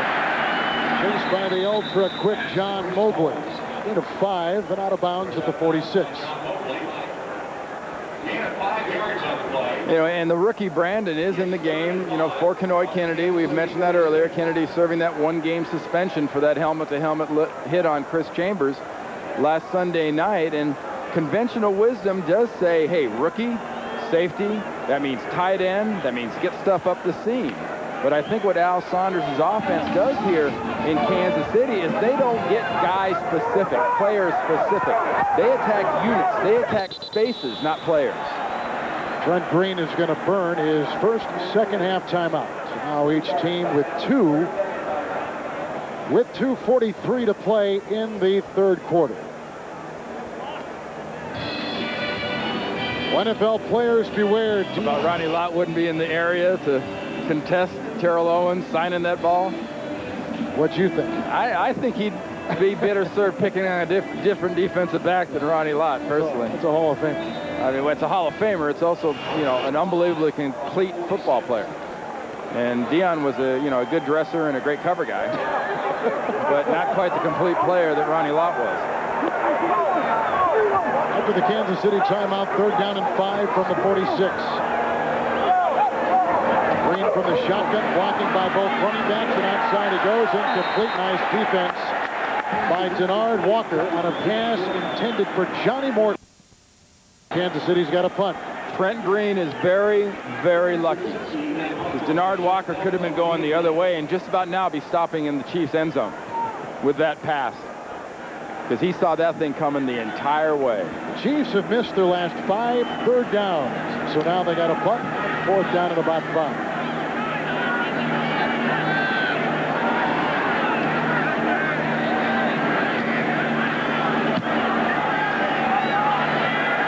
Flag is down, and it's fair caught at the 24-yard line by Delta O'Neal.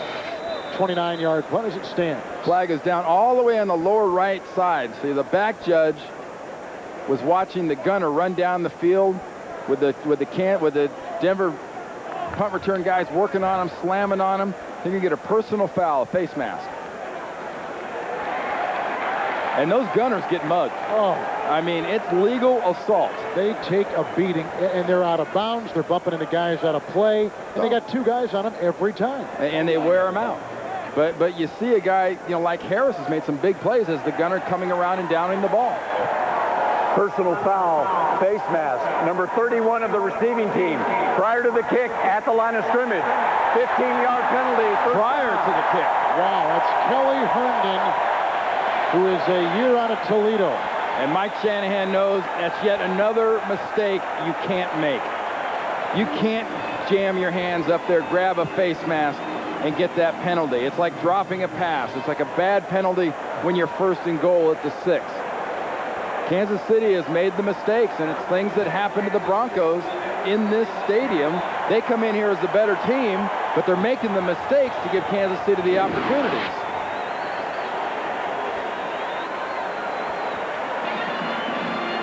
Kind of like that Saturday Night Live, Rosanna Danham. If it's not one thing, it's another. 39-yard line. Priest hole. First and 10. Squirting free. And still on his feet before Chester McLaughlin and Colts hit at the 25. Hey, go easy. Don't shorten his squirm. He's got a good sized squirm. He doesn't squirm for 2 or 3. He's a 6-7 yard squirmer. Well, 14 right there to the 25-yard line. Well, he's gliding here. He's gliding. He's moving. He just went into squirm mode right now. Squirm. That's 1, 2, 3 yard squirm. Fall forward for a 4-yard squirm. Nice block by Johnny Morton, too. Very nice. Receivers are blocking well. 7th play of the drive. The big penalty against Denver keeps it alive. 25-yard line outside for Kennison.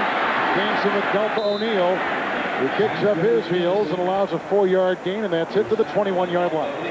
And these points, if this does indeed result in points, go on the resume of Kelly Herndon for that face mask. It's just another example. I talked about adjustments being huge. Second half, how often we watch these games, do you see plays like this?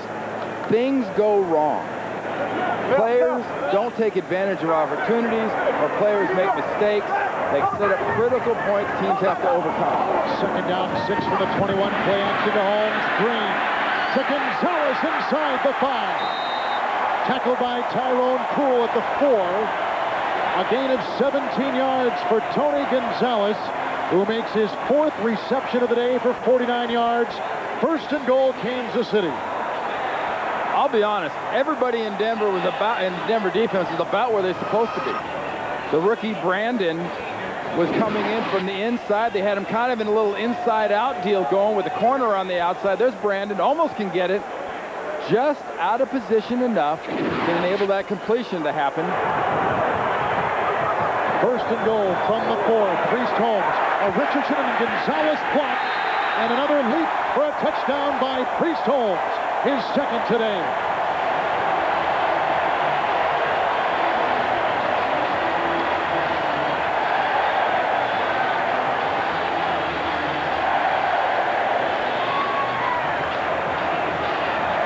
I mean, I want to give all the credit in the world to this Kansas City offense, but Mike Shanahan's defense, Leslie Visser in the pregame showed it a very nice piece on the Denver defense. I think they left their best defense in the interview. We've seen a lot of offense out of Kansas City, but not a whole lot of defense out of Denver. Martin Anderson's extra point is good. Chiefs have again broken a 2nd tie by Denver and gone up 27-20. Holmes has 2 touchdown runs today and 13 touchdowns total, receiving and rushing for the season. You run with patience. You use your eyes, you use part of your legs, and you don't kick in the speed until you need it. Patience, patience, airtime, 6 points. Good example of a runner not going full speed, letting the blocking happen. The offensive line opens the hole. Tony Richardson gives him a block. Any questions now, if you're watching out there, why Priest Holmes at the midpoint would have to be most people's MVP and even a surprise MVP, despite the fact he led the league in rushing last year. Earlier you were talking about Holmes being perhaps the single best acquisition by Carl Peterson and the Chiefs. Dick Vermeil was telling us a story on Friday that they brought in other Baltimore free agents, namely Trent Dilfer. And at the end of the conversation, the Chiefs wanted to get Dilfer here. Dick Vermeil asked Dilfer, what do you think, by the way, of Priest Holmes? And Dilfer went on and said the quality, the character, the athleticism, you can't go wrong. And those selling points by teammates sold Kansas City on Priest Holmes. Kevin Casper from the 10. Larry Atkins slowed him down. Omar Easy finishes him off. Then it's a 25-yard return. To the sideline we go, and Beasley Reese. All right, guys, I'm about 3 feet away from Priest Holmes right now. Randy, do you get the feeling that he plays with a different passion at a different level of intensity than his opponent sometimes? I mean, those second efforts, it looks like Denver relaxes. He's still balling. Just a great show from Priest. Back to you. I got a few words for that, though, Bees, and you know something about what motivates players. Undrafted free agent. He's out to prove everybody wrong that ever thought he couldn't do it. On the 34, Portis on 1st down and 10. Wrapped up and brought down nicely by Marcus Patton. He was the starting running back at Texas. Blew a knee. Who took his place? Ricky Williams. All right, and then Baltimore. Jamal Lewis goes out. All he does is rush for 1,000 yards there, and all that gets him the last couple times, it's a seat on the bench and a chance to go play somewhere else. I mean, you can't say enough about character in this league. For all the draft shows and magazines and analysis, no one ever talks about character. A character and a strong person like Priest Holmes is how you build a winning organization. You get a lot of those guys, you win Super Bowls. You have any questions now after you read this? 95 points scored and 85 points allowed. Does Kansas City play exciting football in the fourth quarter? Stay tuned. This is our first play of the fourth quarter. A second and 8 pass outside to Shannon Sharpe.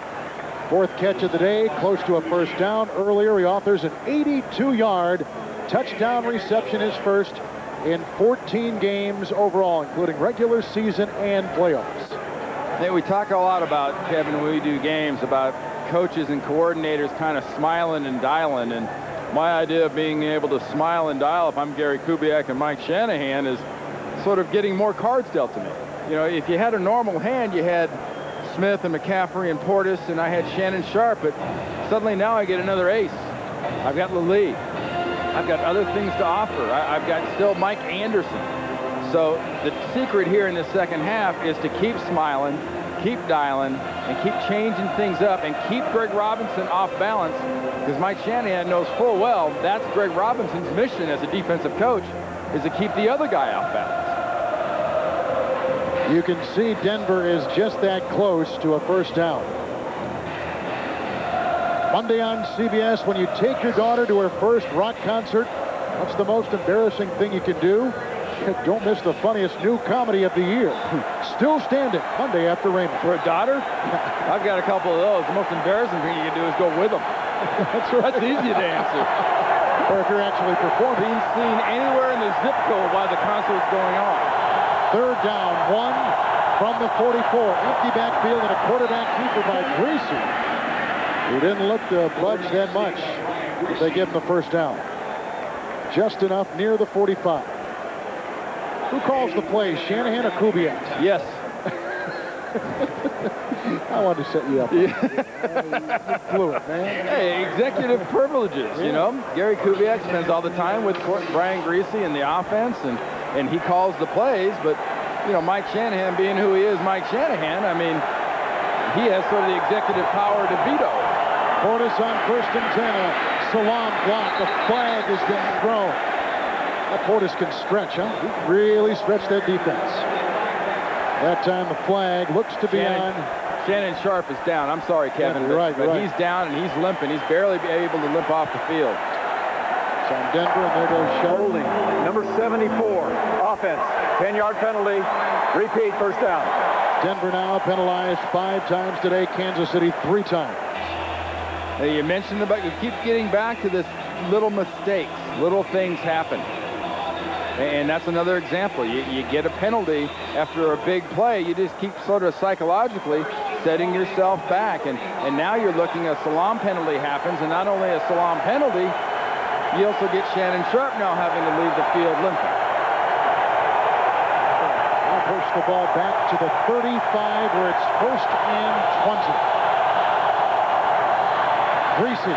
Oh, looking for McCaffrey and almost swiped by Maslowski. Incomplete. And again, McCaffrey has not caught a pass today for Denver. Greg Robinson's defense is making the plays. You're just barely in position. Maslowski just dives. And coming into this stadium for the Denver offense is usually hard. Now you've got your ex-coordinator, Greg Robinson, a little bit in the people's heads. He's just got to have his defense keep making these big plays and have the offense keep scoring. Second down, 20 from the 35. Caught by Smith, belted on the play by Belzer. He's out to the 42, picking up 7. And we showed you that stat earlier about, you know, sacks and hurries and, you know, knockdowns. He's accumulating some knockdowns because this Kansas City defense is taking the chances. Hicks and Clemens are coming after him, and Marcus Patton is blitzing. Robinson's familiarity with this offense obviously is playing a role today. Well, it helps, but, you know, you can't get into some coaches' heads. Third down, 13 from the 42. Greasy winds and throws and dropped again by Rod Smith at the Chiefs' 40. It's fourth down, and Denver's got a punt. Some games you watch, it's the plays that are made that are the difference. Other games you watch, it's the plays that aren't made that are the difference. So far, through 3 quarters plus, I don't know if for Denver it's the plays that they've made that are such a big deal as the plays that they haven't made, like Rod Smith dropping that ball. We've got unofficially 3 drops for Rod Smith today. Dante Hall back and awaiting the punt from Tom Ruin. Oh, it's blocked! Monty Beisel blocks it. Jones chasing it. And it's recovered by the Chiefs at the 5. Monty Beisel out of Kansas State just blocked the punt.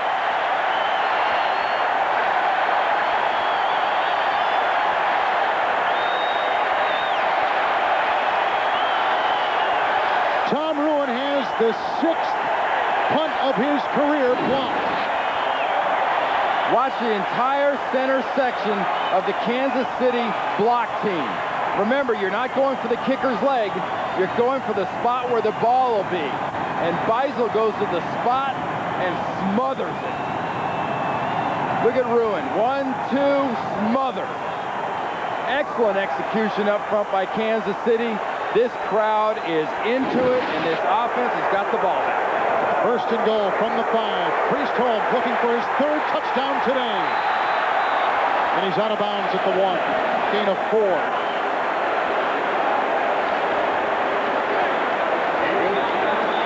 That is the 2nd block of a Tom Ruin punt this season.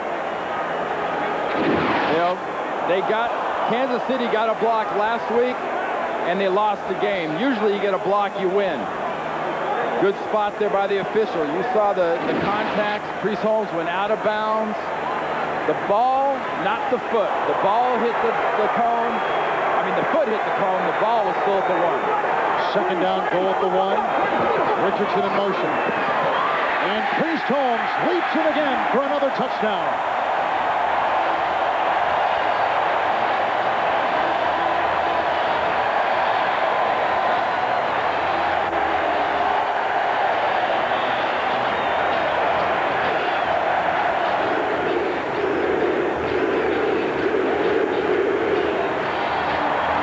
This touchdown was all set up, Kevin, not so much by the offensive line, not so much by the block kick. You got to give Priest Holmes his props, getting in there and getting that score, but it was set up by Rod Smith's drop. Extra point by Anderson is in and is set up by the Monty Beisel block of a Tom Ruin punt. Kansas City has 4 rushing touchdowns today, 3 authored by Priest Holmes, who gives the Chiefs a 34-20 lead. Denver was down by 10 back in the first half, came back to tie, but now ran it down by 2 touchdowns. We talked about character earlier and what a great ad Priest Holmes was.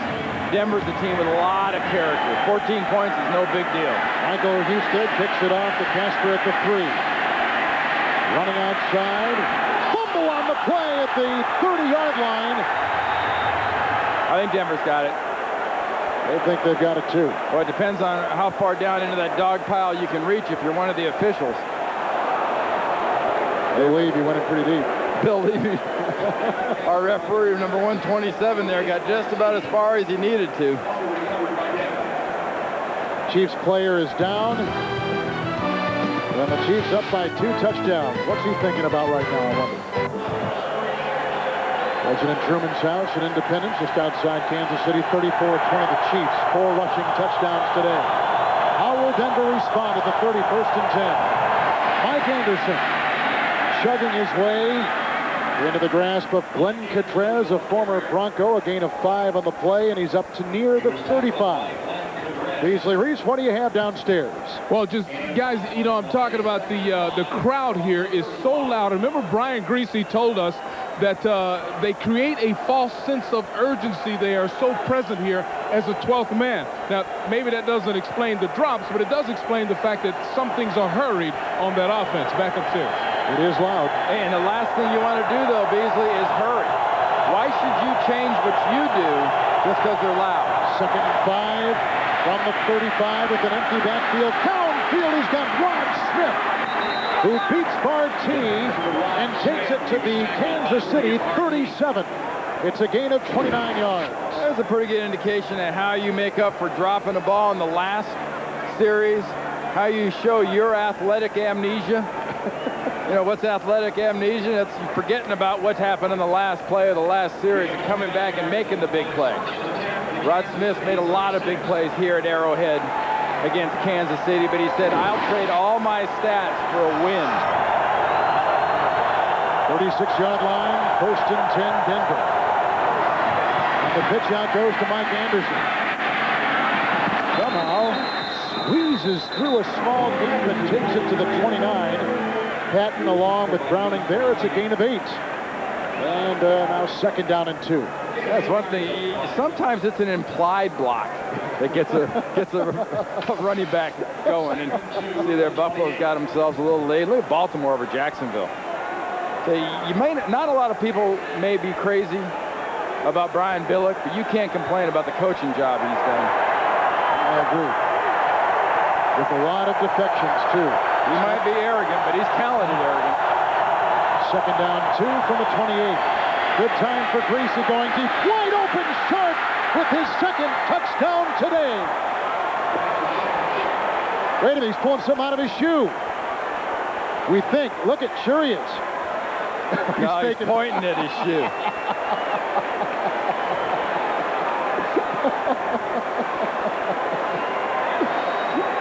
We talked about the slot of the field. Look at the safeties right here in this area of the field and what happens. Wide cover 2 safeties. Last time, 74-yard touchdown. This time, less yards, same touchdown. You've been calling for Shannon Sharpe all day as Elam's extra point is in. So he goes 14 games before he gets his first touchdown reception and makes it 2 in the same game. And this was a beauty. And Denver's back in business. Denver just scored. Brian Greasy just threw his 2nd touchdown pass of the day, both to Shannon Sharpe. That's a nice day here, but it's not take your shirt off, guys. I'm sorry. Don't wobble under the rim. There's a short kick, and on a bounce, it's picked up by Hall at the 20-yard line. He was then brought down by Donnie Spragan, and also hit on the play by Kelly Herndon, a 6-yard return. Drone slow to get up. Downstairs to Beasley Reese. All right, thanks a lot, guys. Just a statement. The Kansas City Chiefs cannot play cover 2. They can't play the coverage. In fact, you don't have to be Shannon Sharpe. You can be somebody's 3rd-string tight end. The safeties are way too wide. It's way too easy. It's an adjustment they've got to make, or don't run the coverage, Randy.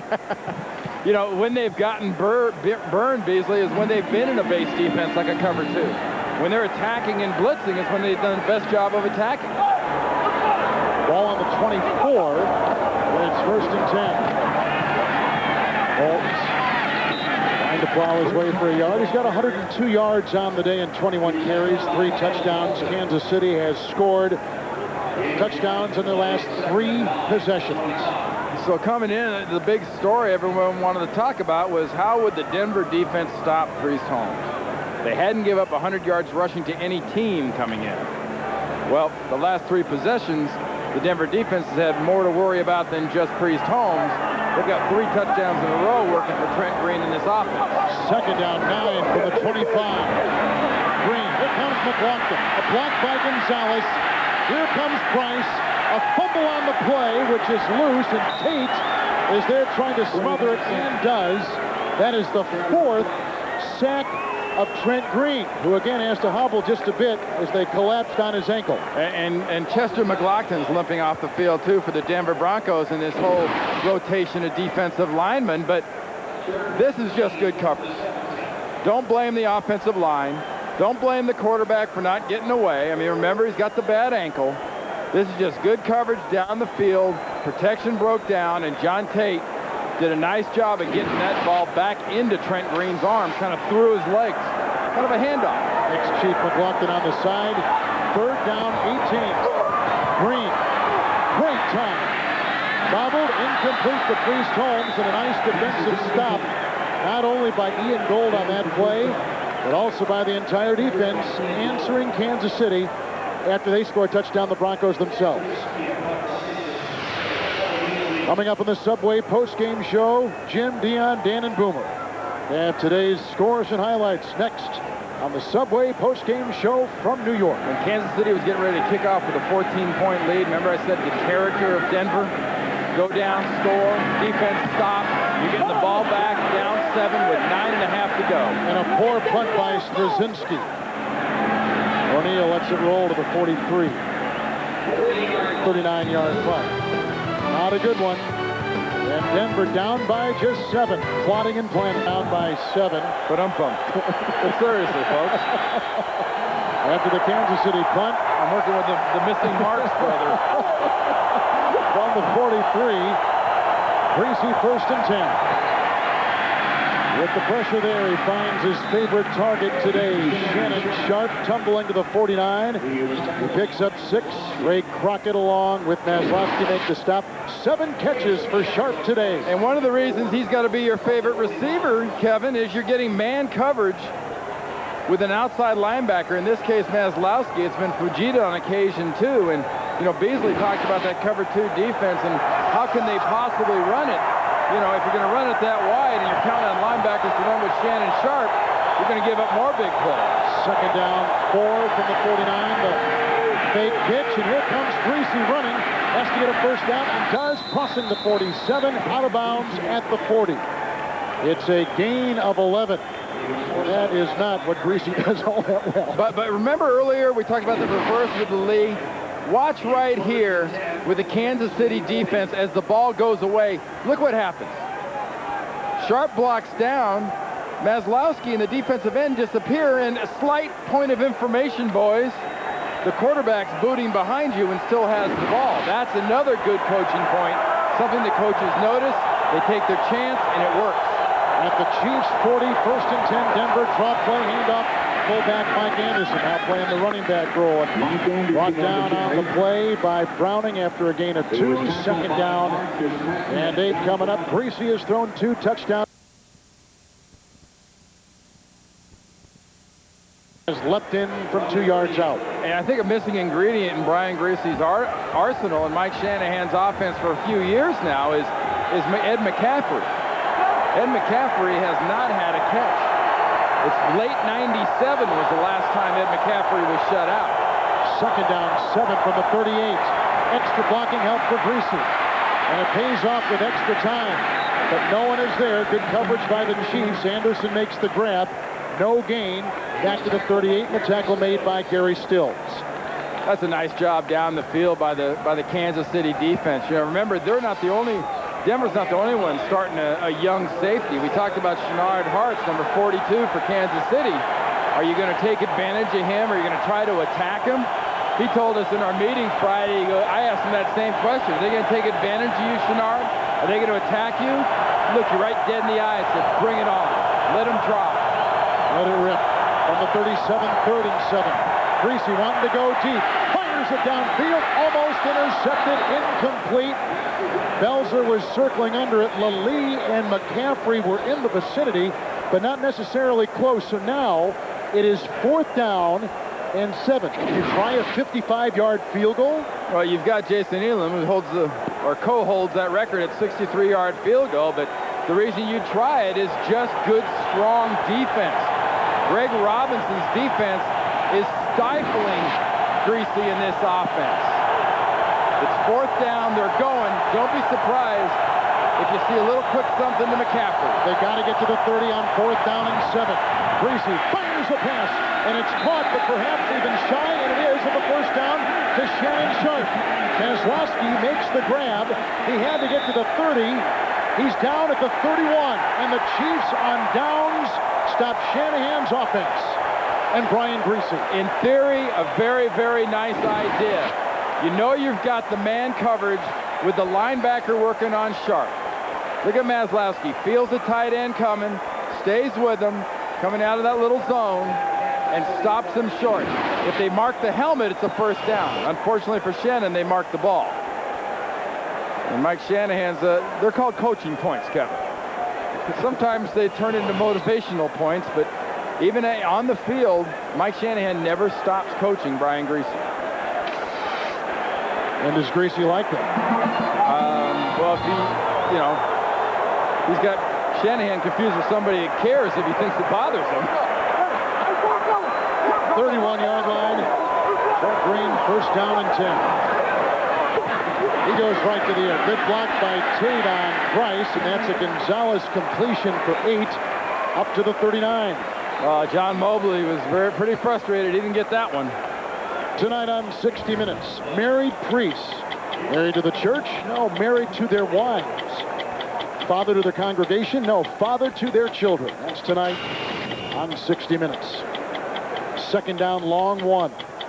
With Randy Cross and Beasley Reese, Kevin Harlan from beautiful Arrowhead in Kansas City. It's been a terrific game. And really, the wonderfully rich irony is the fact that Greg Robinson's defense has been the difference so far against Denver's offense. Well said.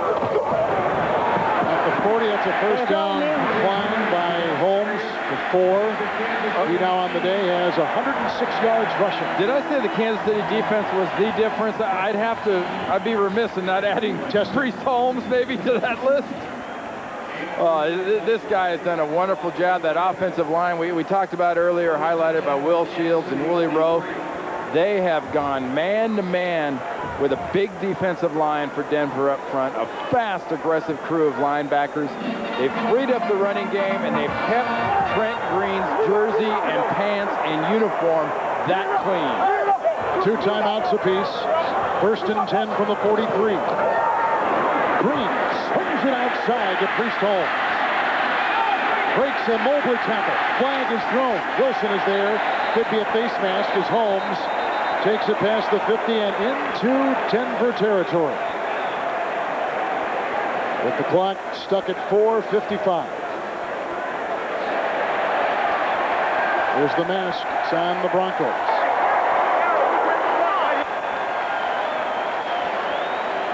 Personal foul, face mask, number 42, defense, 15-yard penalty, end of the run, first down. That's the rookie Brandon. Denver keeps making mistakes, and, you know, Trent Green's clean. Trent Green's not being pressured. He can dump it off. But you got to grab something when you're trying to get Priest Holmes, and John Mobley, unfortunately, came up with face mask instead of jersey. 7 Denver penalties and only 3 on the Chiefs this afternoon. But look at Trent Green in general. I mean, helmets, no nicks on the helmets, not much dirt on the jersey. He's got wearing white pants. You know, the equipment man for the Kansas City Chiefs might not have to wash his uniform for next week. He has been sacked 4 times, but you're right. But he's landed on clean stuff every time. He's not dirty. It's a good point. 34, first and 10, end around. And this is Johnny Morton dancing his way to the 28. And a 6, Wilson, Pittman, Walker were right there. Here comes Morton does as a free agent from the Detroit Lions. Yeah, every time I see a receiver in this league now get hit down like that, down around the legs, I'm amazed more and more every week. They're not wearing pads in their pants. I mean, look at Johnny Morton's pants. Where are the pads? Well, if he's got them, they're thin and hardly nothing in the knee. You're right. Yeah, there might be soccer pads, but soccer's not a contact sport. I mean, they're not going to help you. It just amazes me more players don't get deep contusions in their legs by not wearing pads. Second down, 4 outside the Denver 28. And 2 timeouts apiece. Priest Holmes with the block by Richardson.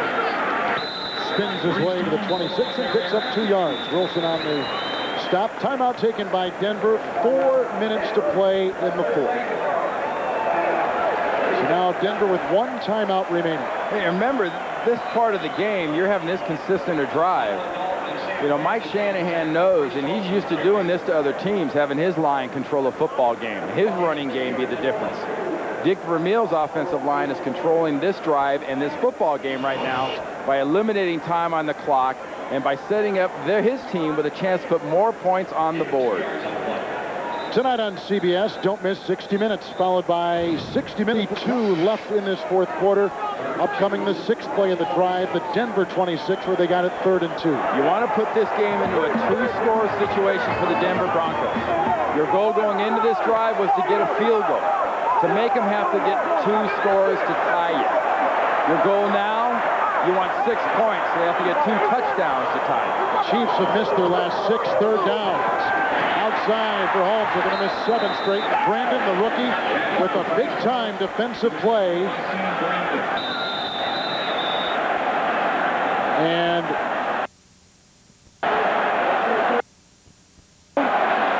you're talking going for it on 4th down. What would you do?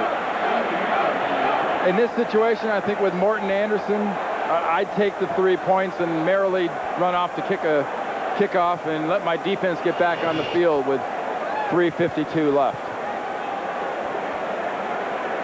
Remember, Anderson has already hit a couple field goals today.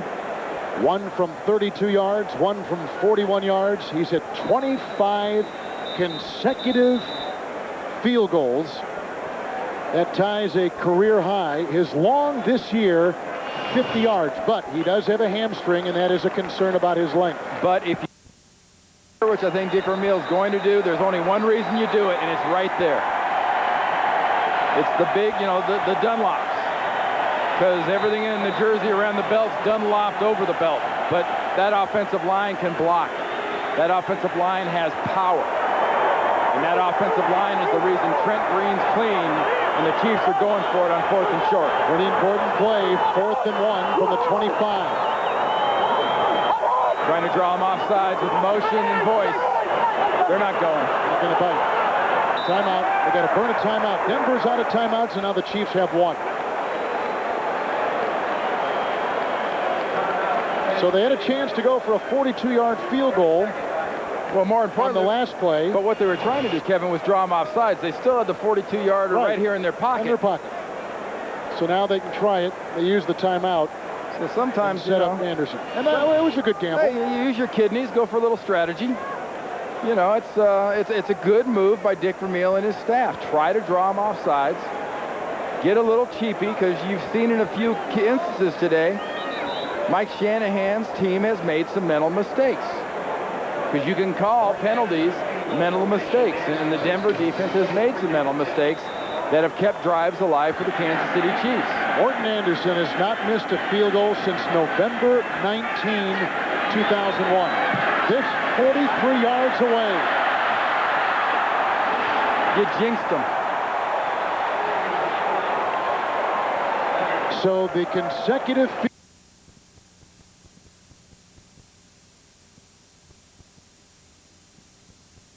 it should be. He's got the hamstring. You've mentioned that, and yeah, I still think it was a good decision overall by Dick Vermeil and his staff. But boy, now the door wide open for Denver with plenty of time. However, no timeouts. Remember, I talked about athletic amnesia, how Rod Smith had to forget about the drop on that one drive, and the great play he made on the last touchdown drive of the Denver Broncos. As a Denver football team, your amnesia has to kick in now. This is like the first possession. Just get back into smiling and dialing mode. Buckle up, folks. 1st and 10. And it goes outside to Shannon Sharpe. Shoved out a play by Crockett. It's a gain of 8, setting up 2nd and 2, but he does stop the clock at 3:41. Subway postgame show is being put together right now for you in New York. Jim, Dion, Dan, and Boomer. Scores and highlights of a busy day in the NFL.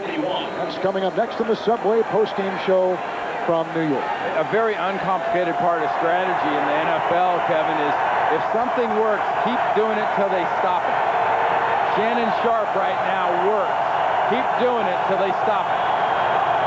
2nd down and 2, and Greasy fires. Shannon Sharpe in the middle. Great call, Randy Cross. He's down to the 33. It's a pickup of 26, and Denver's got another 1st down. Keep going. Keep feeding Shannon Sharpe. They're trying to run a man coverage with that cover 2 that Beasley was talking about. They were in it again, trying to run a linebacker with Shannon Sharpe. He ran right by him, right through him, and was wide open. Shannon Sharpe, 10 catches, 197 receiving yards this afternoon. See, he's got the sandbag thing going a little too, because he's limping out of the huddle. On the 33, 1st and 10. Here comes Clemens. Here goes Greasy looking for Smith. Incomplete, jousting with Warfield inside the 5.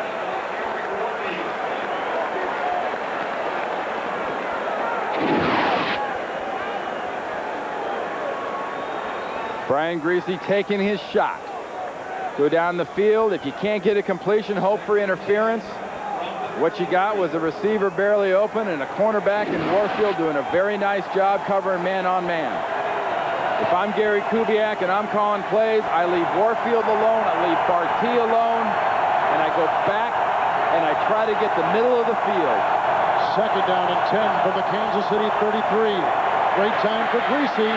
And off the fingertips of Rod Smith on a crossing pattern with Warfield on his tail. It'll be 3rd and 10. And again, Denver, no timeouts. Got a Bronco player down. Nalen, the center. Tom Nalen is down. Holding his left knee. Third downs today. Denver has gone 4 of 12. They face a pretty important third down coming up now. And a very important football player in this organization and team of these championship years for Denver. Tom Nalen has played the center position as well, if not better than probably anybody in this league for the last 5 or 6 years. His replacement will be Steve Herndon, who is on the field right now. There's Tom Nalen right there, 66. Didn't look like anybody came in and hit him from the side or he took any lateral blows. But now, if you're a coach who's a worrier to start with, and all coaches are worriers. Say, who isn't a worrier? Now you're in a critical third down position, and you've got a new center. Now not only do you have to worry about Greg Robinson's blitz, Greg Robinson's coverage of the Kansas City defense, you've got to worry about the snap between the center and the quarterback. Well, you think you would see Greasy go out right now while this player is down and get a couple practice snaps, and that's exactly what he might be going out to do. To just get the feel of what it's going to be like. Greasy today has thrown a couple touchdown passes, both to Sharpe. And Portis got in from a couple yards away.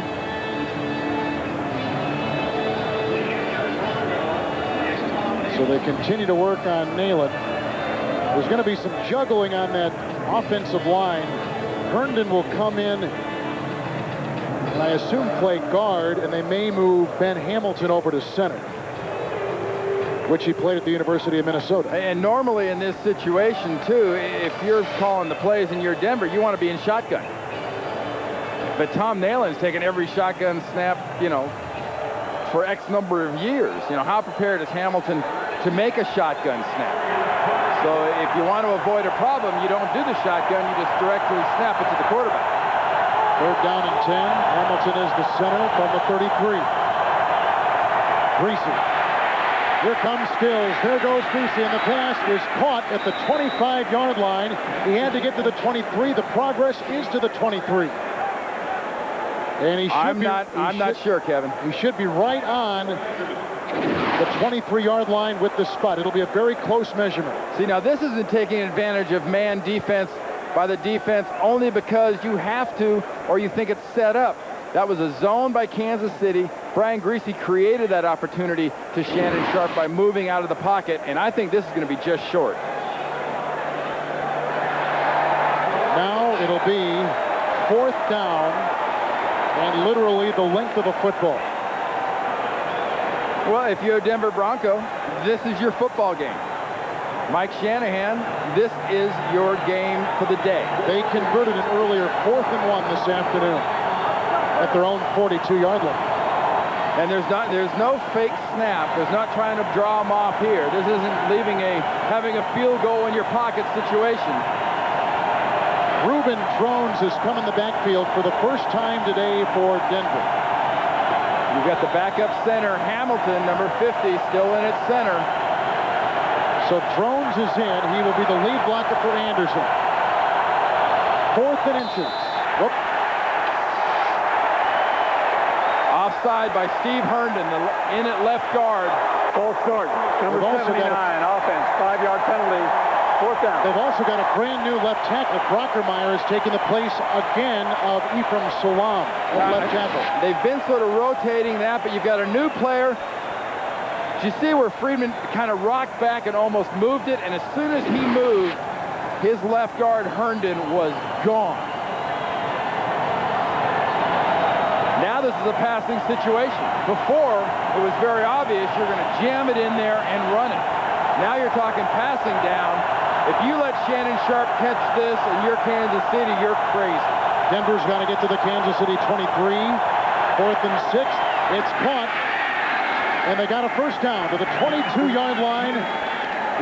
And it's grabbed on the play by Rod Smith. A gain of 7.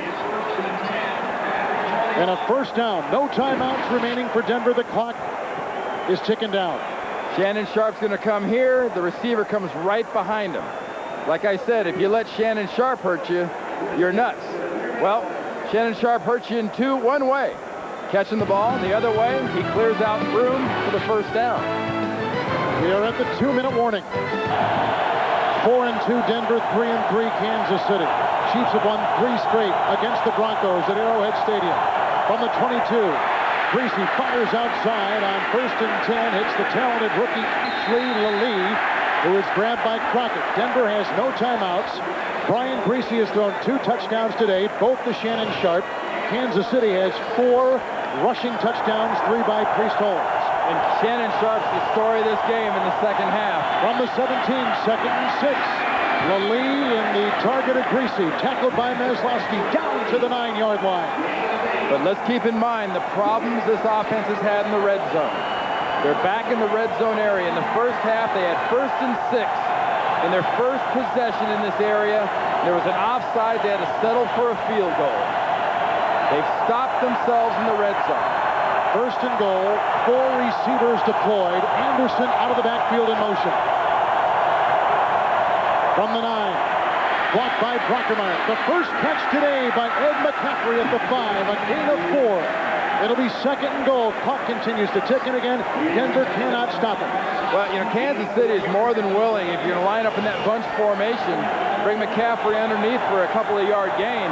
You're going to dink it and dunk it down here in the red zone. They'll let you do that. If you're Kansas City, find Shannon Sharpe. He's in the top of your screen in the bunch. 2nd and goal at the 5 for Greasy. And to the end zone, and incomplete. It hit, and Sharpe was smothered in the end zone. It'll now be 3rd down and goal at the 5. And that's exactly, Randy, who you called. Sharpe was in the sights of Greasy. He was right in that bunch formation as the inside receiver. All he did was run down into the end zone, turn around, and look for the ball. It's not real complicated. Just kind of hesitates, gets in the ball, end zone, turns his shoulders. 3rd down, goal at the 5. Anderson in the backfield. Stills may have been offsides, and here comes Anderson. There goes the flag, and out of bounds at the 4. There's no maybe. It was offsides, Kansas City. Unless he was induced, and I don't think he was. I think 55 Stills is the one to jump on the left end. Offside. Number 55, defense. Half the distance to the goal. Repeat 3rd down. Penalties have hurt. Big penalties have hurt Denver today. That is about as costly a penalty as the Chiefs have been assessed today. Just their 4th of the game. You know, Shannon Sharpe came into this game having not caught a touchdown in 14 games. He's been the critical part of this offense in the second half. And when you get in the red zone, you get in the goal line, you got a tight end on the roll, you got a chance to throw a real quick little look to a tight end. 3rd down and goal at the 2. And a touchdown by Mike Anderson. Now, do you try for 2 or you kick the extra point? You kick the extra point. That's a 2-yard touchdown run. And a nice job up front. You went to the side that had Dan Neal and Matt Lepsis and Shannon Sharpe blocking. They blocked, they stretched, Anderson strolled. Elam to tie the game. We're tied at 34. They played here last December, and that game went to overtime. This game has all the markings of that. On that drive, don't forget, a great 4th and 6 conversion by Greasy. In the second half, it began with a bang for the Denver Broncos, who trailed by 7 at halftime. An 82-yard touchdown reception by Shannon Sharpe. Then Tony Richardson galloping in from 14 yards away. The talented rookie, Clinton Portis, diving from 2. The Chiefs blocked the punt, and Priest Holmes takes it in. There for 4 yards, and here for 1 yard. And then Shannon Sharpe heard from for a second time today. That's a 28-yard touchdown reception, and Mike Anderson converts from 2. The Elam extra point, which gives us 34-34. And now you have a good idea, Kevin, of why I said what I said with about 12 minutes to go with the game. Down by 14 points. How will Denver react? You can't discount the heart and the character of a champion that lives in the hearts of the Denver Broncos. Elam's kickoff. This is Blaylock. They make it Jason Belzer, who runs off to the side. Normally it's Dante Hall back there, but they switch it up in a 28-yard return by Belzer. This is the part of a game that always interests me. I mean, this is a challenge for a coach. Do you get greedy? You've got the situation. You've got overtime in your pocket. You've got 13 seconds left in the game. And a timeout. You've got great field position. Do you go down the field? They need about 30 yards, maybe 40 yards to get Morton Anderson, feel real comfortable field goal position. 38-yard line, and it's 1st and 10 for Trent Green.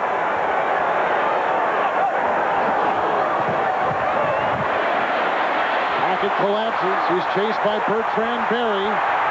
He gets a block downfield from his fullback, Richardson. Runs out of space, scrambling for 9. He's up near the 47-yard line. Clock is stopped at 4 seconds.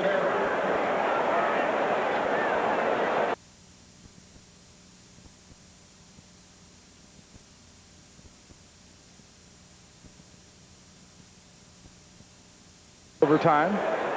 Or if you're Mike Shanahan, you're looking at Dick Vermeil's making this decision, is saying, hey, look, if they're going to throw it down the field, I've got one of the better returners on defense on my side.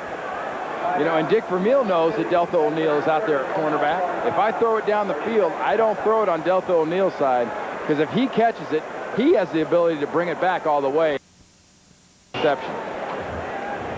Chiefs burn their final time out of the game. O'Neal has returned a punt return for a touchdown, an interception for a touchdown, and a kick return for a touchdown.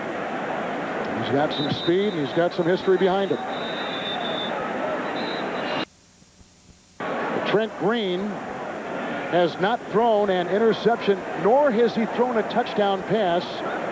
And he came into today 12 consecutive games with a touchdown toss. Yeah, I don't know much in general about some things in football, but I know one thing for sure. This will not be an extended overtime period. The way these offenses have moved the ball today, scoring these 68 points, whoever wins this coin toss and gets the ball has got about a 75% chance of winning the game. 4 receivers deployed, and Green will wind up and launch it deep into the end zone, looking for Gonzalez, swatted and volleyballed away, and that takes us to OT. What a smart play. It's the little things you teach. So Denver and Kansas City at 34 apiece. Just like last year in the late season game against Kansas City, Denver and the Chiefs go to overtime in Arrowhead Stadium.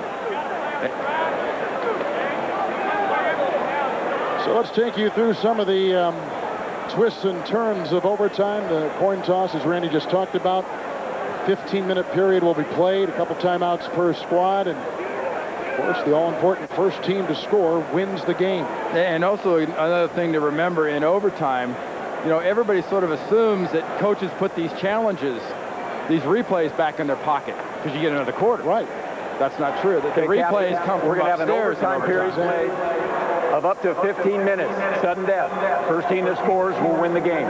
If neither team scores, the game will be recorded as a tie. Fourth quarter timing rules will be in effect. Each team is given 2 timeouts. All replays are initiated by the replay booth. You ready to go? Denver, you're the visitors. You'll call. Tails and heads. Heads is the call. And it is heads. You'd like the football. Pick that way. Denver will receive this way. Good luck, gentlemen. That's the setting of the table for what should be a thrilling overtime from Rockin' Arrowhead. We're tied at 34.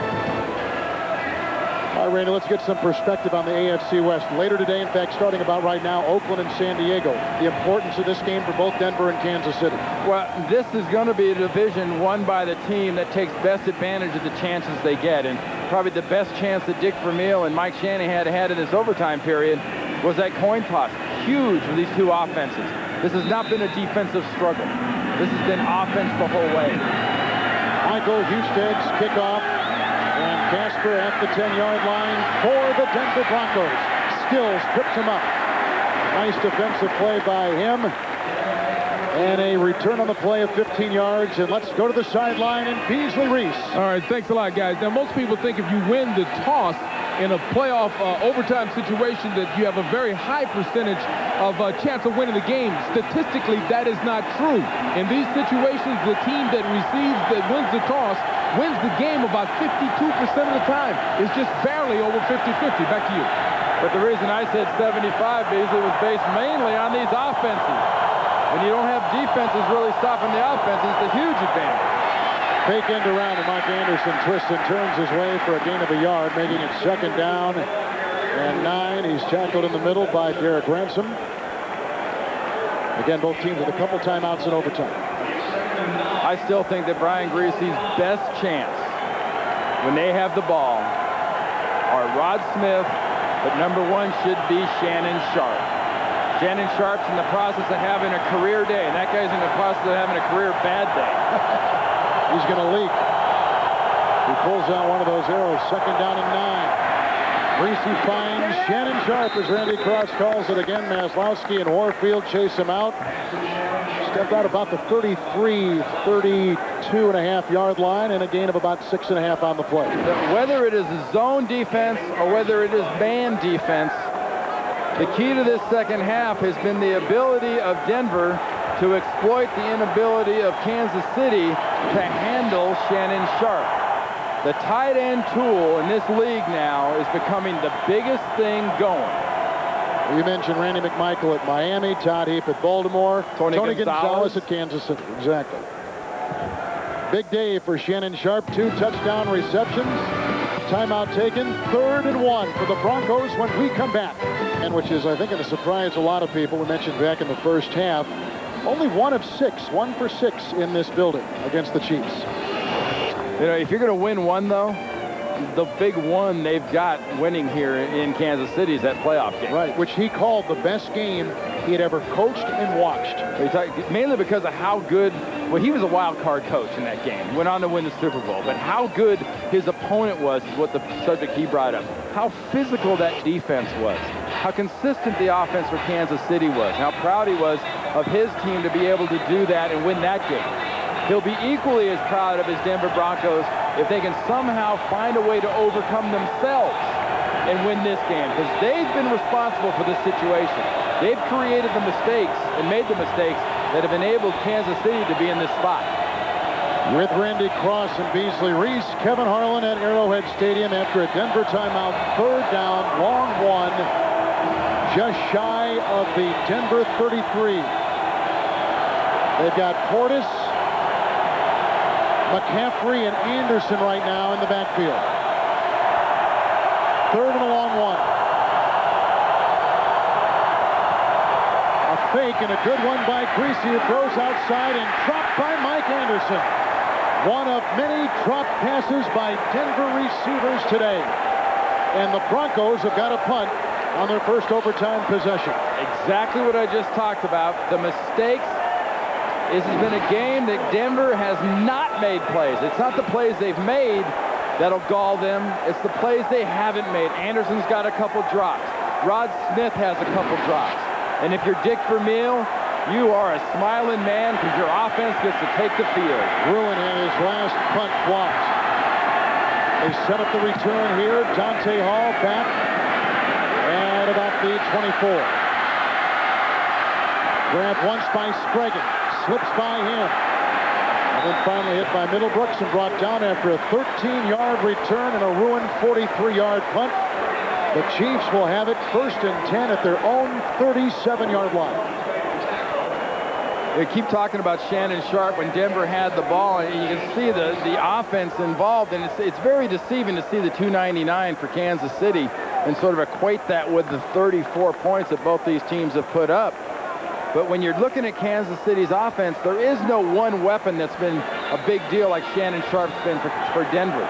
Every weapon on the offense has been in play the entire game for the Chiefs. It's 1st and 10. A pitch out goes to Holmes. A block by Kennison. And a tackle by Al Wilson. It was a block by Kennison and a tackle by Kennison. Yes.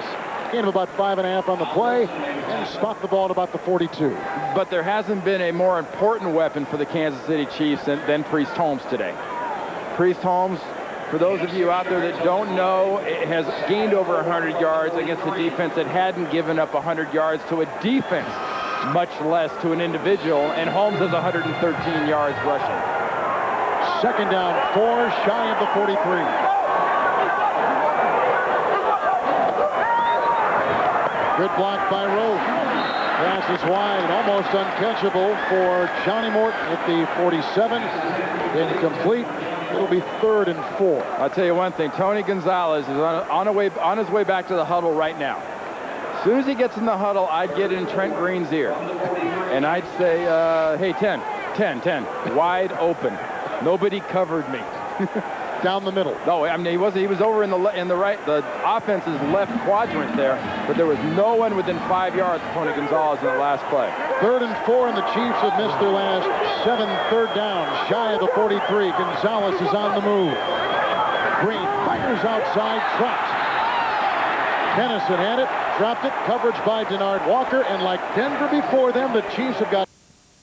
Well, the advantage now flips back. You know, if you're a fan of the AFC West and the style of football that's played in this division, you know that big plays, overtime, and critical mistakes have always been key in this division. And you're seeing a great example in the last 2 possessions. Straczynski's punt is blocked on the play. Blocked by Keith Burns, one of the great special teams players in the NFL.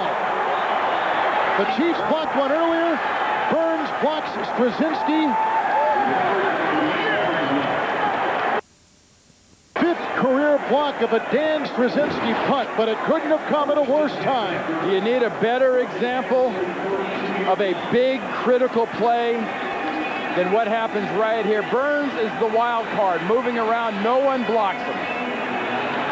When things happen in the AFC West, they don't happen in a little way. And Dan Straczynski had that ball taken right off his foot. Now, if you're Brian Griese in this Denver offense, you're very patient. You've got a full-legged Elam behind you. You run it, and you are very conservative. Chiefs 32. It's Anderson, 1st and 10, wrapped up by Ransom at the 30 after a gain of 3.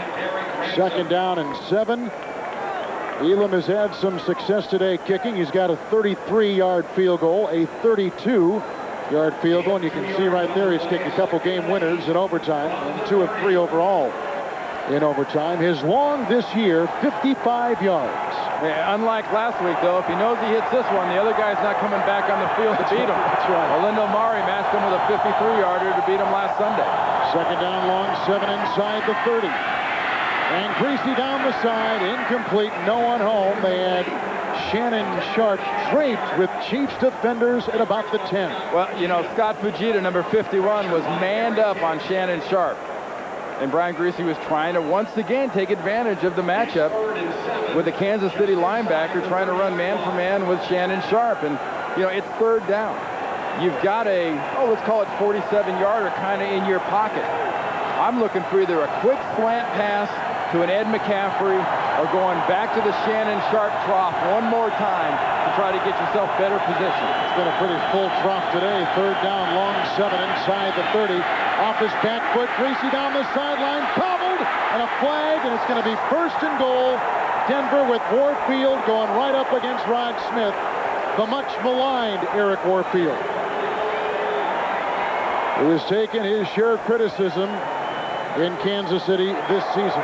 Pass interference, number 44, defense, automatic 1st down. Yeah, you know, Mike Shanahan's doing the smart thing here, too. He's saying, hey, look, warm up the jet, Bring in Jason Elam. We're kicking this one on first down, and Warfield is beat. Warfield reaches out, gets there early, and rightfully so, gets the penalty, and Mike Shanahan decides, I'm bringing on my kicker, I'm kicking this field goal. And any win you can get in this division is a big win. This will be a 25-yard field goal to win the game. And Greasy started looking for me, and my job was easy, just go out there and get open. You know, it's just a long time coming. I just wanted to stay patient, stay within myself, and let whatever happens happen. And today, it just, everything seemed like falling into place for me. Time we know we needed to play. You know, we fought our way to this point and just didn't want to give up then. And that's the whole true heart of a good team is, you know, you fight until the end, and that's what we did today. You got to be tough to watch, to even watch. Forget how tough it is to play. You got to be tough to even watch. I know a lot of people got knots in their stomach on both sides of the fence. But hey, it's starting to become the WWE around here. So it's kind of written out a more perfect script. And nobody was better than Shannon Sharpe. A career day for a Bronco receiver, tight end, or wide receiver. More than 200 yards receiving, including his first 2 touchdowns of the season. Down for the Denver Broncos. A touchdown. I think Mike can kind of tell. He's been around me long enough to tell I was in a groove. And he just started calling my number, and Greasy started looking for me. And my job was easy, just go out there and get open. You know, it's just a long time coming. I just wanted to stay patient, stay within myself, and let whatever happens happen. And today, it just, everything seemed like falling into place for me. Shannon had a great day today. I don't know what his numbers were, but he made some plays when we needed him most. I thought we came back in the second half, and we started to put some drives together. Yeah, we still had some drop balls and some chances to really come up with some big plays. But when it counted, we made the plays, and that just shows a lot of character and guys working very hard together. Considering the history of these two teams and the Broncos' lack of success in this stadium, it has not gotten any bigger than this through the first 7 games. Next up, of course, the Patriots in New England. 14 yards as well. I've been in this place, you know, playing, going to college down the street, and always leaving this place with my head down, man, for so many years. And finally, you know, we pulled it out. We didn't play our best football game, but you can't disrespect the effort that we had and the way we came up with big plays there in the fourth quarter that gave us a chance to obviously tie the game and eventually win. City Chiefs in Arrowhead, where the Broncos have certainly stumbled throughout recent years, as many teams have. Trent Green did start. Priest Holmes, #1 rusher. Denver Broncos, #1 rushing defense. What would happen? Holmes, 9-yard draw. Then you'd only have to rush it, just get him the ball. Priest to Yo Holmes, 13 yards. And then Yo Holmes will pitch it to you. This guy has become one of the most lethal weapons on the field in football. 11 yards. First and goal for the one. What do you think might happen? I'm going to guess that it's Holmes again. Yo Holmes, Judas Priest, Holmes. Touchdown, 7-0 Kansas City. They can score. Now, 13-3 Chiefs. Can Brian Griese embattled, lead him back? Well, he found something that he liked today in the form of Shannon Sharpe. There you see him going to Sharpe for 15 yards on the sideline. Again, he drops back. Pretty good protection. He's under a blitz right there. Sharpe finds the open space just along the numbers, gets another good game for him, and then the next play again, he finds Shannon Sharpe for a nice 10-yard gain. So those 3 straight passes to Shannon Sharpe. I smell a theme, Tom, as Jason Elam, with 3 field goals, kicks one as a result of those plays. 13-6 Kansas City at the half. Early third, Griese from his own 18. Play action, Shannon Sharpe. And look at 8-4. He could go all the way. Nobody's drawn close. 82 yards to tie the game at 13. You're going to take another look at the play. You're going to look at the defense right there. This is cover 2. The safety's going to be splitting the field. You have to impede the progress of the tight end. Stop him from going straight down the field. You see Shannon there with a linebacker on him. He runs right by him, and he runs right by the safeties as well. 52 touchdowns in his career. Second now, tied with Hall of Famer Dave Casper. He's already the all-time leader in receptions for tight end. Here's the rookie Clinton Portis, 2-yard touchdown. We're tied at 20. Here we go again. You have that smell of the Kansas City Chiefs in another wild fourth quarter. Now, Kelly Herndon of Denver is getting called for putting a hand in the face of the gunner Corey Harris. So although Denver's defense held, penalty Denver. Kansas City keeps the ball to the chagrin of Mike Shanahan. So later in the drive, Chiefs get the gift, first and goal from the 4. Who do you think is going to get it, Tom? I'm going to get home. Sure. You know what? You are the Swami Jr. 27-20, Kansas City. Now, Monty Beasel blocks the punt of Tom Ruin. Chiefs ball at the 5. Ruin's punt, Ruin. So now Chiefs from the 1. Who's going to get it, Tom? Home. Yo ho! Another touchdown. 34-20. The Chiefs are up by 14. Remember, they led so often last week against San Diego. Greasy, who's going to get it, Tom? Who's throwing this to? Sharpe. Shannon Sharpe, 28 yards. No? Oh, he's just untying the shoe. I can see this happen. Then, Trent Green to hold, but they're stopped short on 3rd and 2 of a first down. Dick Vermeil, field goal. Sends in Morton Anderson, always reliable. No good from 43. He'd made 25 in a row, but he didn't make that one. So now the lead is still 7. Greasy, 2, Sharpe, 26 yards. 2.5 to go. 4th and 6, Denver. Rod Smith gets in the act. 7 yards, first down. Mike Anderson, touchdown. We're tied at 34. We go to overtime. Dick Vermeil, another one of these games. Denver wins the toss, punt. Kansas City, punt. But no, there's no punt.